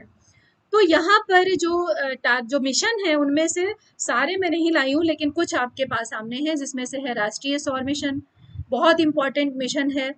डिटेल भी नहीं लाई हूँ, लेकिन आप इसको ये समझ सकते हैं कि इनका फोकस किस चीज पर है, जिस पर सबसे ज्यादा क्वेश्चन आया है। जैसे नेशनल सोलर मिशन है, इसका टारगेट क्या है कि जो सूर्य की ऊर्जा है उसको ज्यादा से ज्यादा प्रयोग किया जाए, सस्ती और पर्यावरण मुक्त ऊर्जा को पाने के लिए। राष्ट्रीय जल मिशन है, ये भी बहुत लंबे समय से चल रहा है और 2016-17 से शुरू हुआ। रेन वाटर हार्वेस्टिंग पर बहुत फोकस है इसका, कि जो जल से अगर कोई ग्राउंड लेवल से अगर जल निकालता है, बहुत सारा इस मिशन में तो बहुत काम हो रहा है, जिसमें जो चूंकि मेन फोकस जो है वो रेन वाटर हार्वेस्टिंग पर है। और इस बात पर ध्यान दिया गया है कि अगर जल का विदोहन अगर कोई भी संस्था या कोई भी करता है, तो वो रेन वाटर हार्वेस्टिंग एक तरह से कंपलसरी भी कर दिया गया था। बीच में ये सरकार की ऐसे निर्देश आए थे कि जो सरकारी बिल्डिंग्स हैं इन सब पे रेन वाटर हार्वेस्टिंग कंपलसरी कर दी जाए। जो एक और मिशन है वो है हरित भारत के लिए राष्ट्रीय मिशन। ये मिशन क्या है? Green mission for green India. वो है कि जो कार्बन है, कार्बन जो उत्सर्जन बहुत ज्यादा हो रहा है, कार्बन एमिशन जो है उसमें रिडक्शन हो, उसके लिए तमाम सारे, खासतौर से जो फ्यूल है, फ्यूल इस तरह का लाने की कोशिश सरकार कर रही है कि जो फ्यूल है उसको सरकार लाने की कोशिश कर रही है कि वो फ्यूल ऐसा हो जिसमें कार्बन एमिशन कम से कम हो और जो पारिस्थितिक तंत्र है वो बरकरार रहे। इसमें खास तौर से जो प्लास्टिक की चीजें हैं उनको यूज करने में या ऐसे रिसोर्सेज रीयूज किए जाएं। अभी 3R के बारे में भी बात करूंगी। जो मेन यूज है वो 3R बहुत इंपॉर्टेंट है, जिसके बारे में बात बार बार की जाती है कि अगर पर्यावरण को सुरक्षित कर रहा है तो उसके लिए 3R बहुत इंपॉर्टेंट है। शायद मैं अगर आज तक ना पहुंच पाऊं वहां तक, तो मैं आपको बताना चाहती हूँ 3R का मतलब क्या है। 3R का मतलब, अगर आप लोगों में से किसी को पता हो आप कमेंट्स में डाल सकते हैं। 3R का क्या मतलब है? रीयूज और, चलिए चलते हैं अभी आगे, फिर आगे अभी डिस्कस करती हूँ। अगर आप लोगों को पता है तो आप कमेंट्स में डालिएगा।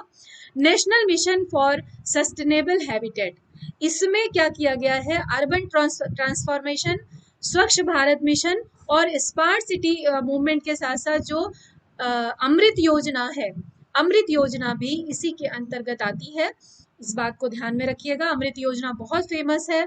ये सब अगर पूछा जाए कि कौन से मिशन के अंतर्गत आते हैं सतत विकास लक्ष्य को पाने में, तो वो आते हैं national mission for sustainable habitat. आपको बहुत ज्यादा डिटेल में पढ़ने की जरूरत नहीं है, लेकिन शॉर्ट में इन मिशन के बारे में आप पढ़ सकते हैं। उसके अलावा एक है national mission for sustainable agriculture, यानी जो फार्मिंग हो कैसी हो, ऑर्गेनिक फार्मिंग को ज़्यादा से ज़्यादा वो बढ़ावा दिया जाए। इरिगेशन कैसी हो? इरिगेशन ऐसी हो जैसे जिसमें पानी की वेस्टेज कम से कम हो, डाइवर्सिफिकेशन उसमें बहुत ज़्यादा हो, और जो इरिगेशन हो वो लेस वाटर कंज्यूमिंग हो।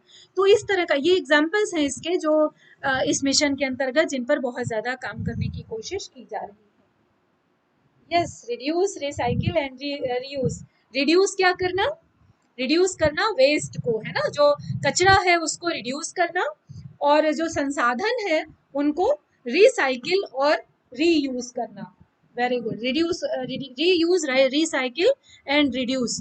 तो रीयूज और रिसाइकिल तो संसाधनों को, और जो रिड्यूस है वो वेस्टेज को, तो वेस्टेज कम से कम करना। ये 3R है, अगर आपसे कभी क्वेश्चन पूछा जाए तो आप ध्यान रखिएगा। तो ये बाकी और मिशन है, जैसे हिमालयी पारिस्थितिक तंत्र है उसको बनाए रखने के लिए राष्ट्रीय मिशन है, क्योंकि हिमालय में जो चेंजेस होते हैं वहाँ जो पारिस्थितिकी तंत्र है पहाड़ और वन से रिलेटेड, वो बहुत इंपॉर्टेंट है भारत के लिए। वहां से भी जैसे ग्लेशियर का पिघलना, ये सब क्लाइमेट चेंज में बहुत इंपॉर्टेंट भूमिका निभाते हैं। इसके लिए भी एक राष्ट्रीय मिशन इसके अंतर्गत बनाया गया है। उसके अलावा जो एक ये मिशन है ये बहुत इंपॉर्टेंट है कि इतने सारे मिशन और इतने सारे कार्यक्रम चलाए जा रहे हैं, लेकिन इनकी नॉलेज जो है वो जन जन तक स्ट्रेटेजिक रूप से पहुंचाई जाए, इसके लिए भी तमाम सारे प्रयास किए जा रहे हैं। और ये प्रयास जो है इस मिशन के अंतर्गत किए जा रहे हैं, किससे? स्ट्रेटेजिक नॉलेज के आधार पर, जो राष्ट्रीय मिशन की स्थापना की गई है उसके आधार पर। अब इसके बाद जो ये थोड़े बहुत इंपॉर्टेंट टर्म्स हैं, ठीक है। 6 बजने वाला है, 4:30 से 6 है ना टाइम, अभी टाइम है, अभी मैं इसको खत्म कर सकती हूँ। यहाँ पर कुछ इंपॉर्टेंट टर्म्स हैं बच्चों, मेरे इसको पर्दा जरा खींचना, चेहरे पे धूप आ रही है। कुछ इंपॉर्टेंट टर्म्स हैं जो यहाँ पर दिए हैं। इन तमाम इन्वायरमेंट से रिलेटेड, सस्टेनेबल डेवलपमेंट से रिलेटेड और इन डेवलपमेंट से रिलेटेड बहुत सारे प्रश्न पूछे गए हैं। तो जैसे ये टर्म्स मैं यहाँ पर बहुत ज़्यादा डिटेल तो मैं इसका नहीं करूँगी, आपको प्री में पढ़ने के लिए बहुत डिटेल की ज़रूरत नहीं है, आपको मेंस में पढ़ने के लिए इनकी ज़रूरत है। इन टर्म्स को ध्यान में रखिएगा। एक सबसे ज़्यादा चर्चा, इसके 2-3 पॉइंट्स और मैं आगे बताऊंगी, वो होता है ग्रीन फाइनेंस पर, यानी हरित वित्त पर। हरित वित्त क्या है? ऐसी, बहुत शॉर्ट में बता रही हूँ, ऐसी परियोजनाएं और ऐसे इनिशिएटिव जो इन्वायरमेंट के लिए लिए जाते हैं, उनके लिए जिस वित्त की जरूरत होती है उसे ग्रीन फाइनेंस कहते हैं। ठीक है, बहुत शॉर्ट में इसको ध्यान में रखिएगा। तो ऐसा इन्वेस्टमेंट जो सस्टेनेबल डेवलपमेंट या सस्टेनेबल इकोनॉमी और सस्टेनेबल प्रोजेक्ट को फाइनेंस करता है, उसमें जो निवेश होते हैं उसको कहा जाता है ग्रीन फाइनेंस। ग्रीन जीडीपी की आजकल बहुत बात हो रही है कि जो आप जीडीपी जो करते हैं वो तो केवल आप मुद्रा कैलकुलेशन कर लेते हैं, आय की कैलकुलेशन कर लेते हैं। तो ग्रीन जीडीपी क्या है? ग्रीन जीडीपी है जब इकोनॉमी में जो जीडीपी काउंट होती है वस्तुओं और सेवाओं की, है ना, उसमें अगर इंक्लूड कर लिया जाए पारिस्थितिकी तंत्र से रिलेटेड चीजें, यानी आपके पास एसेट्स के फॉर्म में क्या क्या और चीजें हैं, जैसे अब कितने पशु पक्षी हैं, कितना जो रिसोर्सेज हैं वो कितने हैं, जो अभ्यारण्य है वो कितने हैं, अगर ये इकोलॉजी से रिलेटेड जो कैलकुलेशन है अगर वो भी इसमें शामिल कर दिया जाता है जीडीपी में, तो ये कहा जाता है ग्रीन जीडीपी। उसको मेजर करने का तरीका है ये मैं आपको अगर टाइम मिला तो आगे बताऊंगी, नहीं तो इस बात को बस इतना ध्यान में रखिएगा कि जो पर्यावरण से रिलेटेड, जो पर्यावरणीय एसेट्स हैं, जो हरित संपत्तियां हैं, उनको भी इसमें शामिल किया जाता है। तो अब उसी लिए ग्रीन इकोनॉमी की बात होने लगी है कि आप केवल अर्थव्यवस्था मत कहिए, अर्थव्यवस्था की जीडीपी होती है और हरित अर्थव्यवस्था की यानी ग्रीन इकोनॉमी की ग्रीन जीडीपी होती है। तो ग्रीन इकोनॉमी क्या है? ऐसी इकोनॉमी जो अपना फोकस किस बात पर रखे? कार्बन उत्सर्जन और प्रदूषण को कम रखने में, यानी जो इन्वेस्टमेंट है वो उन प्रोजेक्ट्स में ज्यादा किया जाए। अभी जैसे एक इनिशिएटिव भारत सरकार ने लिया है कि डीजल के जितने इंजन हैं या डीजल की गाड़ियां हैं उनको धीरे धीरे खत्म कर दिया जाएगा। तो ये क्या है? ये ऐसा इनिशिएटिव है जो ग्रीन इकोनॉमी की ओर ले जाने वाला है। इस बात को याद रखिएगा अगर आपसे क्वेश्चन पूछा जाता है तो। इसके बाद जो एक टर्म और बहुत यूज होता है वो है ग्रीन हाउस गैसेस। अब ग्रीन हाउस गैसेस में ये मत कह दीजिएगा कि वो गैसेस जो बहुत अच्छी होती हैं पर्यावरण के लिए, यहाँ पर मामला थोड़ा उल्टा है। ग्रीन हाउस गैसेस वो गैसेस हैं जो पर्यावरण को हार्मफुल तरीके से अफेक्ट करती हैं और उनको प्रदूषण फैलाती हैं और वातावरण को वो प्रदूषित कर देती हैं। ठीक है, तो ग्रीन हाउस गैसेस उन गैसेस को कहा जाता है। बहुत डिटेल में नहीं कर रही हूँ, आप ये सब चीजें जब आप एनवायरमेंट पढ़ेंगे तो उसमें पढ़ेंगे ही, या फिर आप इन टर्म्स को सर्च कर सकते हैं। तो क्योंकि समय इतना नहीं है कि मैं एक एक पॉइंट्स को सबको डिटेल करूं, लेकिन इन टर्म्स को ध्यान में रखिएगा जो मैं यहाँ पर आपको बता रही हूँ, क्योंकि इन टर्म्स से रिलेटेड क्वेश्चन बहुत सारे आए हैं। ठीक है, इसके बाद एक चीज और है, बैंकों के द्वारा ग्रीन बॉन्ड, ये भी क्वेश्चन पूछा जा सकता है क्योंकि ये सब पर्यावरण से रिलेटेड है। तो बैंकों के द्वारा अप्रैल 2020 से लास्ट ईयर से ग्रीन बॉन्ड जारी किए गए और सरकार के द्वारा इनको बहुत प्रमोट करने की कोशिश की जा रही है। ये ग्रीन बॉन्ड क्या है? सरकार के द्वारा, सरकार के इनिशिएटिव पर सभी बैंकों ने इशू किया है। जैसे नॉर्मल बॉन्ड आप खरीदते हैं वैसे ग्रीन बॉन्ड अगर के नाम पे अगर आप खरीदते हैं तो आपको टैक्स में छूट या इंटरेस्ट ज्यादा, इस तरह की सुविधाएं भी आपको उस पर मिल सकती हैं। तो यहाँ पर अगर हम इंडिया की बात करें, भारत की बात करें, ग्रीन डेवलपमेंट कितना उसमें इनिशिएटिव लिया है भारत ने, तो ग्रीन फाइनेंस पर भारत का बहुत जोर है। और ग्रीन फाइनेंस के लिए मैंने आपको क्या बताया, ऐसा फाइनेंस कहलाता है ग्रीन फाइनेंस या हरित वित्त जो उन परियोजनाओं में जो इन्वेस्टमेंट किया जाए जो सस्टेनेबल डेवलपमेंट की ओर ज्यादा ले जाती हैं, यानी ऐसी परियोजनाएं जो भारत में या किसी भी देश में पर्यावरण को ध्यान में रखते हुए बनाई जा रही हैं, वो प्रोजेक्ट जो पर्यावरण को ध्यान में रखते हुए बनाए जा रहे हैं उनमें, जैसे मान लीजिए कोई बहुत बड़ा सोलर प्लांट लगाया जाना है और लगाया भी गया है, अगर आप लोगों में से किसी को पता हो तो, है ना, बहुत बड़ा सोलर प्लांट लगा है मध्य प्रदेश में, तो जो एशिया का शायद नंबर 1 कहा जा रहा है। तो महत्वाकांक्षी इस तरह की जो योजनाएं हैं, जैसे सौर ऊर्जा, है ना, ये एग्जाम्पल्स हैं हरित वित्त के, ये एग्जाम्पल हैं। सौर ऊर्जा का टारगेट पाने के लिए कोई प्रोजेक्ट बनाना, जैसा अभी मध्य प्रदेश में किया गया है। सोलर सिटीज का डेवलपमेंट करना, उसमें फाइनेंस करना, उन प्रोजेक्ट्स को योजना धन प्रदान करना, इन्वेस्टमेंट करना। पवन ऊर्जा की जो परियोजनाएं हैं इनको जो है इसमें इन्वेस्टमेंट करना, जो विंड पावर प्रोजेक्ट हैं, और विंड पावर प्रोजेक्ट भी मध्य प्रदेश और छत्तीसगढ़ में बहुत चल रहे हैं। स्मार्ट सिटी डेवलपमेंट करना, हम लोग तो बरेली के हैं और हम लोग को पता है ना कि बरेली भी स्मार्ट सिटी हो रही है, तो अमृत योजना के अंतर्गत स्मार्ट सिटी डेवलपमेंट यानी पर्यावरण को ध्यान में रखते हुए अर्बन सेक्टर का डेवलपमेंट करना, ये अमृत योजना के अंतर्गत जो किया जा रहा है, उसमें जो फाइनेंस किया जा रहा है, जिसमें हर शहर को 300 करोड़ देने की बात की गई थी, अगर आपको याद हो तो ये सारे परियोजनाएं किसके अंतर्गत आती हैं? ग्रीन फाइनेंस के अंतर्गत। बुनियादी ढांचा इस तरह से, जैसे अभी अमृत योजना के अंतर्गत स्मार्ट सिटी के अंतर्गत ऐसी गतिविधियां करना, इंफ्रास्ट्रक्चर ऐसा प्रोवाइड करना जिससे वो प्रोटेक्ट हो सके या रिसोर्सेज संरक्षित हो सके।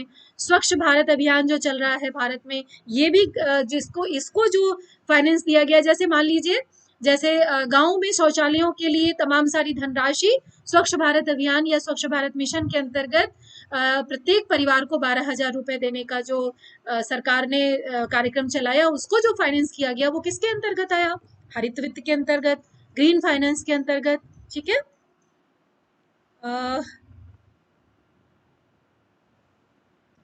रीवा मामा की नगरी ओके, उत्तर प्रदेश के जयपुर में, हाँ, बहुत सारे इस तरह के प्रोजेक्ट चल रहे हैं। तो उसके बाद एक और टर्म आता है, ये मैं यहाँ पर बहुत डिटेल नहीं कर रही हूँ बच्चों, ये सारे टर्म्स सिर्फ आपके लिए इसलिए ला रही हूँ, इन टर्म्स से आप परिचित होइए और इन टर्म्स को आप खुद खोजिए, है ना, स्वयं आप खोजेंगे तो आपका अपना नोट स्वयं बन पाएगा। तो एक शब्द और आया है, क्या हुआ? जो ये ग्रीन क्लाइमेट फंड आया है, हरित जलवायु कोष, ये एक ग्लोबल फंड है, ये भारत का फंड नहीं है, लेकिन ये भी एक शब्द है जो आपको ध्यान में रखना है, कभी इस पर भी क्वेश्चन पूछा जा सकता है।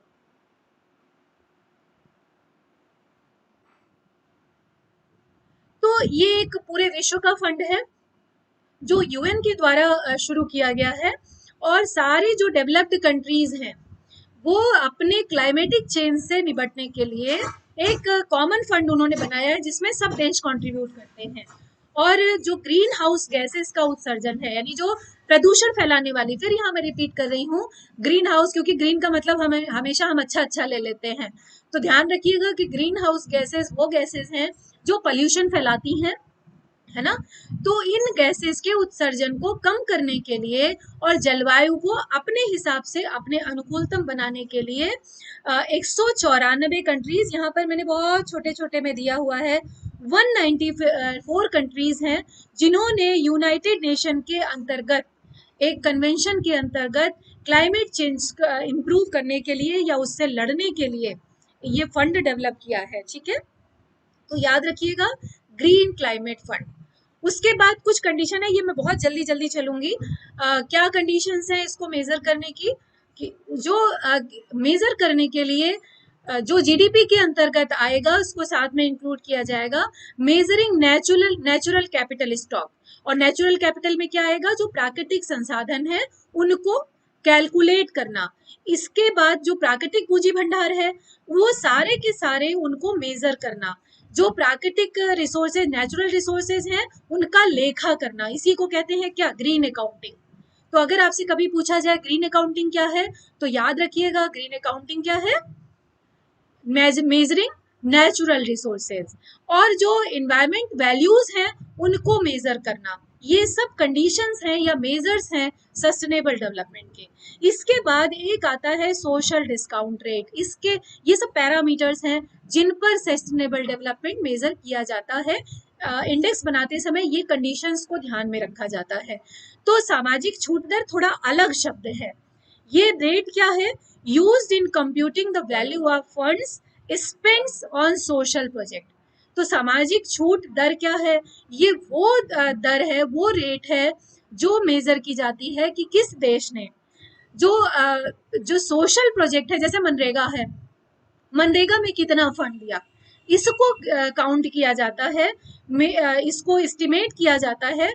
और जो जैसे हाईवे बन रहा है, तो हाईवे बनते समय मान लीजिए कोई बहुत बड़ा प्रोजेक्ट एक सरकार लेकर के आई हाईवे बनाने का, एक कोई बहुत बड़ा स्कूल बनाने का प्रोजेक्ट आया या डिग्री कॉलेज खोजने का प्रोजेक्ट आया, तो आपको पता है ना कि इसमें पर्यावरण का नुकसान तो होता है क्योंकि जमीन का यूज होता है, जमीन के साथ साथ बहुत सारे पेड़ कटते हैं, लेकिन उसको कंपनसेट करने के लिए उस प्रोजेक्ट में जो लॉस है उसको कंपनसेट करने के लिए सरकारें ये दिखाती हैं कि इस लॉस के बदले में कितना सामाजिक लाभ मिल रहा है। तो अगर सामाजिक लाभ अगर पर्यावरण नुकसान से ज्यादा है तो उसको कहा जाता है कि इसको सामाजिक छूट दी जा सकती है। और ये रेट कहाँ से काउंट होती है? वहीं से, दोनों का इवेल्युएशन करके। तो बच्चों इस बात को भी ध्यान में रखिएगा। इसके बाद जो प्राकृतिक पूंजी है, जिसको मैंने कहा ना कि जीडीपी में काउंट होती है, तो जीडीपी में इसे कैसे काउंट किया जाता है? अभी जब आपको इंडेक्सेस बता रहे थे तो आपको बताया था कि यूएन ने एक पूरा फ्रेमवर्क तैयार किया है, बिल्कुल लेटेस्ट है, और आपको इंडेक्सेस में मैंने उस लेक्चर में पढ़ा हुआ है, आप जरूर देखिएगा कि उसके लिए क्या किया है, यूएन ने कौन सा फ्रेमवर्क बनाया है। तो इंडिया फोरम जो 2021 का है, उसमें भारत ने जो इनिशिएटिव लिया है उस फ्रेमवर्क के अंतर्गत, वो ये लिया है प्राकृतिक पूंजी लेखा और पारिस्थितिकी तंत्र में जो सर्विसेज हैं उनको मूल्यांकन करने। कौन करेगा उसका मूल्यांकन? ध्यान रखिएगा, कौन सी मिनिस्ट्री करेगी, क्वेश्चन पूछा जा सकता है। वो है ministry of statistics and programme implementation, MSPIO जिसको कहते हैं। तो इसके द्वारा ये MOSPI, इसके थ्रू इसको मेजर किया जाएगा। और इसके अंतर्गत जिसको एनसीए कहा जा रहा है ना शॉर्ट में, एनसीए यानी प्राकृतिक भंडार पूंजी जो है उसको मापने के लिए जो नेचुरल कैपिटल अकाउंटिंग जिसको हम कह रहे हैं, जिसको शॉर्ट में हम कहते हैं नेशनल कैपिटल अकाउंटिंग, इसके अंतर्गत क्या कौन सी पर्यावरण संपत्ति आती है ये भी यहाँ पर मेंशन कर रही हूं मैं। ये क्या है? इसमें सारे के सारे वो एसेट्स आते हैं जो बायोटिक हो यानी जैविक हो, अजैविक हो, है ना। बायोटिक में तो सारे जीव जंतु आ जाते हैं, अजैविक में क्या आता है? पानी, खनिज पदार्थ, ऊर्जा यानी एनर्जी, लकड़ियां जो वन संसाधन है, मछली संसाधन है जो फिशरीज है यानी फॉरेस्ट्री और फिशरीज, साथ ही साथ माइंस, साथ ही साथ वाटर रिसोर्सेज, है ना। ये सारे के सारे जो नॉन बायोटिक में आते हैं इनको या एबायोटिक कहते हैं, ये सारे रिसोर्सेज काउंट किए जाएं और प्लस बायोटिक भी इसमें काउंट किए जाएं, तो इन सबको इसके अंतर्गत इंक्लूड किया जाता है। हरित लेखा में इसके आगे ये क्या है? हरित लेखा या ग्रीन अकाउंटिंग, जिसका अभी आगे नाम दिया, वो है एक कंटिन्यूएशन मेजरमेंट है। ऐसा नहीं है कि आज इसे मेजर कर लिया गया और कल इसे नहीं मेजर किया जाएगा। कंटिन्यूएशन इसलिए कहा गया जिससे ये पता चले कि कितना इसमें कम हुआ और कितना इसमें ज्यादा हुआ। अगर इस नेचुरल अकाउंटिंग में कोई देश ये पाया जाता है कि उसका प्राकृतिक संपत्ति का भंडार कम नहीं हुआ है, तो इसका मतलब क्या हुआ? सतत विकास का लक्ष्य कंप्लीट हुआ। क्योंकि सतत विकास का टारगेट क्या है कि आने वाली पूंजी के लिए आपको भंडार संरक्षित रखना है। तो भंडार का यूज तो आप कर रहे हो, लेकिन उसमें आप कमी नहीं कर रहे हो, या चाहे उसे आप रीयूज कर रहे हो, चाहे आप उसे रिसाइकिल कर रहे हो, लेकिन आने वाली पीढ़ी के लिए आपने उस भंडार को कम नहीं किया है। ये बहुत इंपॉर्टेंट है, याद रखिएगा। इसके बाद जीएनपी में इसको जोड़ने के लिए जो प्राकृतिक संसाधन है उनमें जितनी कमी आती है उसको ऐड कर लिया जाता है। यानी ये मापा जाता है कि प्राकृतिक संपदा, पिछले साल प्राकृतिक संपदा कितनी थी और इस साल कितनी है। अगर इस साल उसमें किसी प्रकार की कमी हुई है तो भी आप उसको माइनस में करके ऐड करोगे, तो फिर ये पता चलेगा ना कि आपकी जीडीपी तो भले ज्यादा जा रही है, लेकिन जो आपका ग्रीन जीडीपी है वो घट रही है, क्योंकि वो उसमें से माइनस हो जाएगा। इसके बाद अभी जैसा मैंने यहाँ पर मेजर किया हुआ है, इसको आप देख सकते हैं कि जीएनपी में प्राकृतिक संपत्ति भंडार भी सम्मिलित किया जाता है, और अगर इसके मौद्रिक मूल्य में ह्रास हुआ है तो आप उसे घटा देंगे। अगर अगर उसमें किसी प्रकार का ह्रास नहीं हुआ है तो इसका मतलब ये यहाँ पर जीरो हो जाएगा। और जीरो होने का मतलब ये है कि आप पिछले साल आपने आपने प्राकृतिक संपदा को संरक्षित किया है, जो सतत विकास का लक्ष्य है और सतत विकास की परिभाषा है। पारिस्थितिक विकास में बहुत जल्दी मैं चल रही हूँ आगे। इसमें जो चीजें इंक्लूडेड हैं इनका डिस्कशन बार बार होता है। चूंकि टाइम बहुत तेजी से भाग रहा है बच्चों, तो मैं इसे जल्दी से पूरा कर दे रही हूँ। इसमें जो इंक्लूड किया गया है वो है बायोडाइवर्सिटी या जैव विविधता, पारिस्थितिक। चूंकि आप लोग को इन्वायरमेंट सेक्शन में ये सारी चीजें आपने पढ़ी होंगी, तो मैंने बहुत डिटेल इसका नहीं किया है। जो बहुत खतरनाक कूड़ा करकट है, जिसमें ऐसा पदार्थ जिसमें जैसे मान लीजिए रेडियो एक्टिव पदार्थ हैं, उनका उत्सर्जन होता है, तो ये सब चूंकि जनता के लिए बहुत खतरनाक होते हैं, तो हैजार्डियस जो वेस्ट है उसका मैनेजमेंट किसी शहर ने कैसे किया है, देश ने कैसे किया है, ग्रीन हाउस गैसों का उत्सर्जन कम किया गया नहीं किया गया है, जो जैव विविधता है उसको बरकरार रखने की कोशिश किसी देश ने की है कि नहीं की है, अगर की है तो बहुत अच्छी बात है। इसके अलावा जो इंडस्ट्रियल वेस्ट है, जो सबसे ज्यादा नुकसान पहुंचाते हैं खासतौर से नदियों को, उसको किस तरह से मैनेज किया जा रहा है, और इकोलॉजिकल सिक्योरिटी के लिए यानी अभ्यारण्य वगैरह बनाने के लिए, यानी जैसे मान लीजिए शेर हैं, हाथी हैं, जो ऐसे वन्य जीव हैं, उनकी सुरक्षा के लिए क्या किया जा रहा है। इन सब के आधार पर ही जो पारिस्थितिकी तंत्र है उसको मेजर किया जाता है। सस्टेनेबिलिटी को मेजर करने के लिए भी तमाम सारे सूचकांक है। एक पारिस्थितिकी सूचकांक है जिसका अभी मैंने जिक्र किया। जो भूमि उपयोग है, यानी जो लैंड यूज है, वो किस तरह से चेंज हो रही है, ये बहुत इंपॉर्टेंट है। कि सततता को मापने के लिए लैंड यूज में, खासतौर से क्लाइमेट चेंज में जो है उसके लिए लैंड यूज पैटर्न बहुत जिम्मेदार ठहराया जाता है। तो इसमें किस तरह से चेंजेस आ रहे हैं। जो बायोमास क्वांटिटी और क्वालिटी है, उसमें बायोमास क्या हुआ, क्वालिटी धरातली और जलीय पारितंत्र, यानी जो ऐसे जीव जंतु जो स्थल और स्थल पर रहते हैं, इनके पारिस्थितिकी तंत्र में क्या परिवर्तन आया है, अच्छा परिवर्तन आया है या निगेटिव परिवर्तन आया है, इसके आधार पर ये सारी चीजें मेजर की जाती हैं। अभी जैसे आप लोगों में से किसी ने कहा ना वाटर रिसोर्सेज, तो वाटर की जो जल संसाधन है उसकी गुणवत्ता और उसकी मात्रा पर बहुत ज्यादा इस समय जोर है सरकार का, जिसके लिए पूरा जल मिशन बनाया गया है, जल संरक्षण मिशन बनाया गया है। तो वाटर की क्वालिटी, जल की क्वालिटी सुधार की जाए और नदियों, झीलों और तालाबों को संरक्षण दिया जाए। इसीलिए मनरेगा के अंतर्गत अब तालाब, अभी क्या बहुत पहले से चल रही है, तालाबों की खुदाई पर बहुत जोर दिया जा रहा है, और सभी शहरों को ये कहा जा रहा है कि जो झीलें हैं उनका संरक्षण करो, और जो तालाब लुप्त हो गए हैं उनको ज्यादा से ज्यादा अब उसको बनाया जाए, जिससे जो वर्षा का जल है उसका संरक्षण किया जा सके। तो ये सारी चीजें इसमें की जा रही हैं। इसके अलावा जो मिट्टी है उसकी क्वालिटी में किसी तरह का जो क्षरण है उसको समाप्त किया जाए, जिसके लिए जो क्रॉप रोटेशन है वो अच्छा किया जाए, साथ ही साथ मिट्टी की जांच हो, साथ ही साथ जो ऐसे फर्टिलाइजर्स और केमिकल्स हैं जो नुकसान पहुंचाते हैं उनका यूज कम हो। इसीलिए ऑर्गेनिक फार्मिंग पर ज्यादा ध्यान देने की कोशिश की जा रही है। एनर्जी कैसी हो, एनर्जी ऐसी हो जो पॉल्यूशन ना करे। ठीक है, जल्दी जल्दी मैं चलती हूँ। ये सारे इंडिकेटर्स हैं, सारे इंडेक्सेस हैं जिनके बेसिस पर जो सस्टेनेबिलिटी है, जो धारणीयता है वो मेजर की जाती है। और इकोनॉमिक इंडिकेटर्स तो है ही कि जो खर्च है वो जितना प्रोडक्शन हो, जिसको कॉस्ट बेनिफिट एनालिसिस कहते हैं, कि जो प्रोजेक्ट्स हैं उनकी जो कॉस्ट है वो उनके प्रोडक्शन और उनके प्रॉफिट से ज्यादा हो तब तो ठीक है, लेकिन अगर उससे कम है तो वो सतत विकास में, क्योंकि आपको याद होगा एक टारगेट क्या था, पर व्यक्ति, प्रति व्यक्ति या पर कैपिटा जो आय है वो ज्यादा हो, पर कैपिटा जो ग्रोथ है वो ज्यादा हो। तो अगर ऐसी स्थिति होगी कि जो इकोनॉमिक इंडिकेटर है तभी ज्यादा होगा जब कॉस्ट बेनिफिट एनालिसिस पॉजिटिव होगा।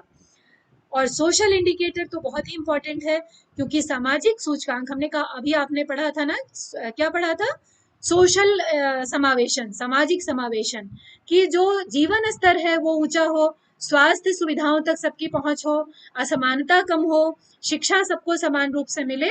तो सोशल, सामाजिक इंडेक्स जो तैयार होता है सामाजिक समावेशन का, वो जितना ज्यादा होता है, धारणीयता उतनी ही ज्यादा होती है। अब इसके बाद ये 3R इनिशिएटिव था जिसकी बात मैंने की थी कि reduce wastage, reuse resources and recycle resources.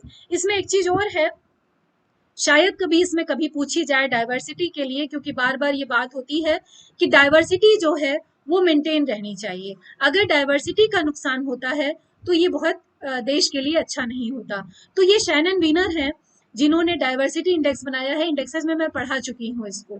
और जो भारत है, वो भारत 17 जो बड़ी देश हैं डाइवर्सिटी में, उनके अंतर्गत आता है। और ये कहा जाता है कि भारत बहुत अच्छी रैंकिंग रखता है डाइवर्सिटी में, क्योंकि भारत की जो पारिस्थितिकी तंत्र है वो बहुत डाइवर्स है। तमाम तरह के नेचुरल रिसोर्सेज हैं, तमाम तरह की क्लाइमेट है, तमाम तरह के वन है, तमाम तरह की मिट्टी है। तो तमाम तरह की जो नेचुरल, जैसे नदियां हैं, समुद्र हैं, जो इसके अलावा झीलें हैं, जो नेचुरल झीलें हैं, पहाड़ हैं, ये सारी चीजें नेचुरली भारत के पास है। तो जो डाइवर्सिटी है वो भी उसी तरह की, अलग अलग तरह की है। तो भारत की स्थिति बहुत अच्छी है उसमें। तो बच्चों आज के लिए तो फिलहाल इतना ही है। मैं चाहती थी कि मैं आज पावर्टी शुरू कर दूं, लेकिन चूंकि पावर्टी का समय मुझे नहीं लग रहा है कि है, क्योंकि 6:15 के आसपास हो गया है। तो ये सारी चीजें हैं इसमें। मैं इसके साथ ही इसे एंड कर रही हूँ। तो आज के लिए बच्चों बस इतना ही। पावर्टी थोड़ा सा डिस्कस करना चाहती थी, लेकिन आज मैं करूंगी तो वो पूरा नहीं हो पाएगा। मैं कोशिश करूंगी पावर्टी और अनएम्प्लॉयमेंट, ये दोनों मैं जितना जितना शॉर्ट में इसमें, हाँ कल मेरी क्लास है 4:30 बजे से, और मैं कोशिश करूंगी कि थोड़ा ज्यादा समय लेकर के ये मैं जितना इसमें कंप्लीट करा पाऊँ उतना मैं करा दूं। तो ये बहुत इंपॉर्टेंट टॉपिक्स हैं बच्चों, ध्यान रखिएगा इसका। और आज के लिए बस इतना ही। जय हिंद, जय भारत। ठीक है, पीडीएफ में शेयर करूंगी हर जो लाइव जो वीडियोस हैं उनके कमेंट्स में।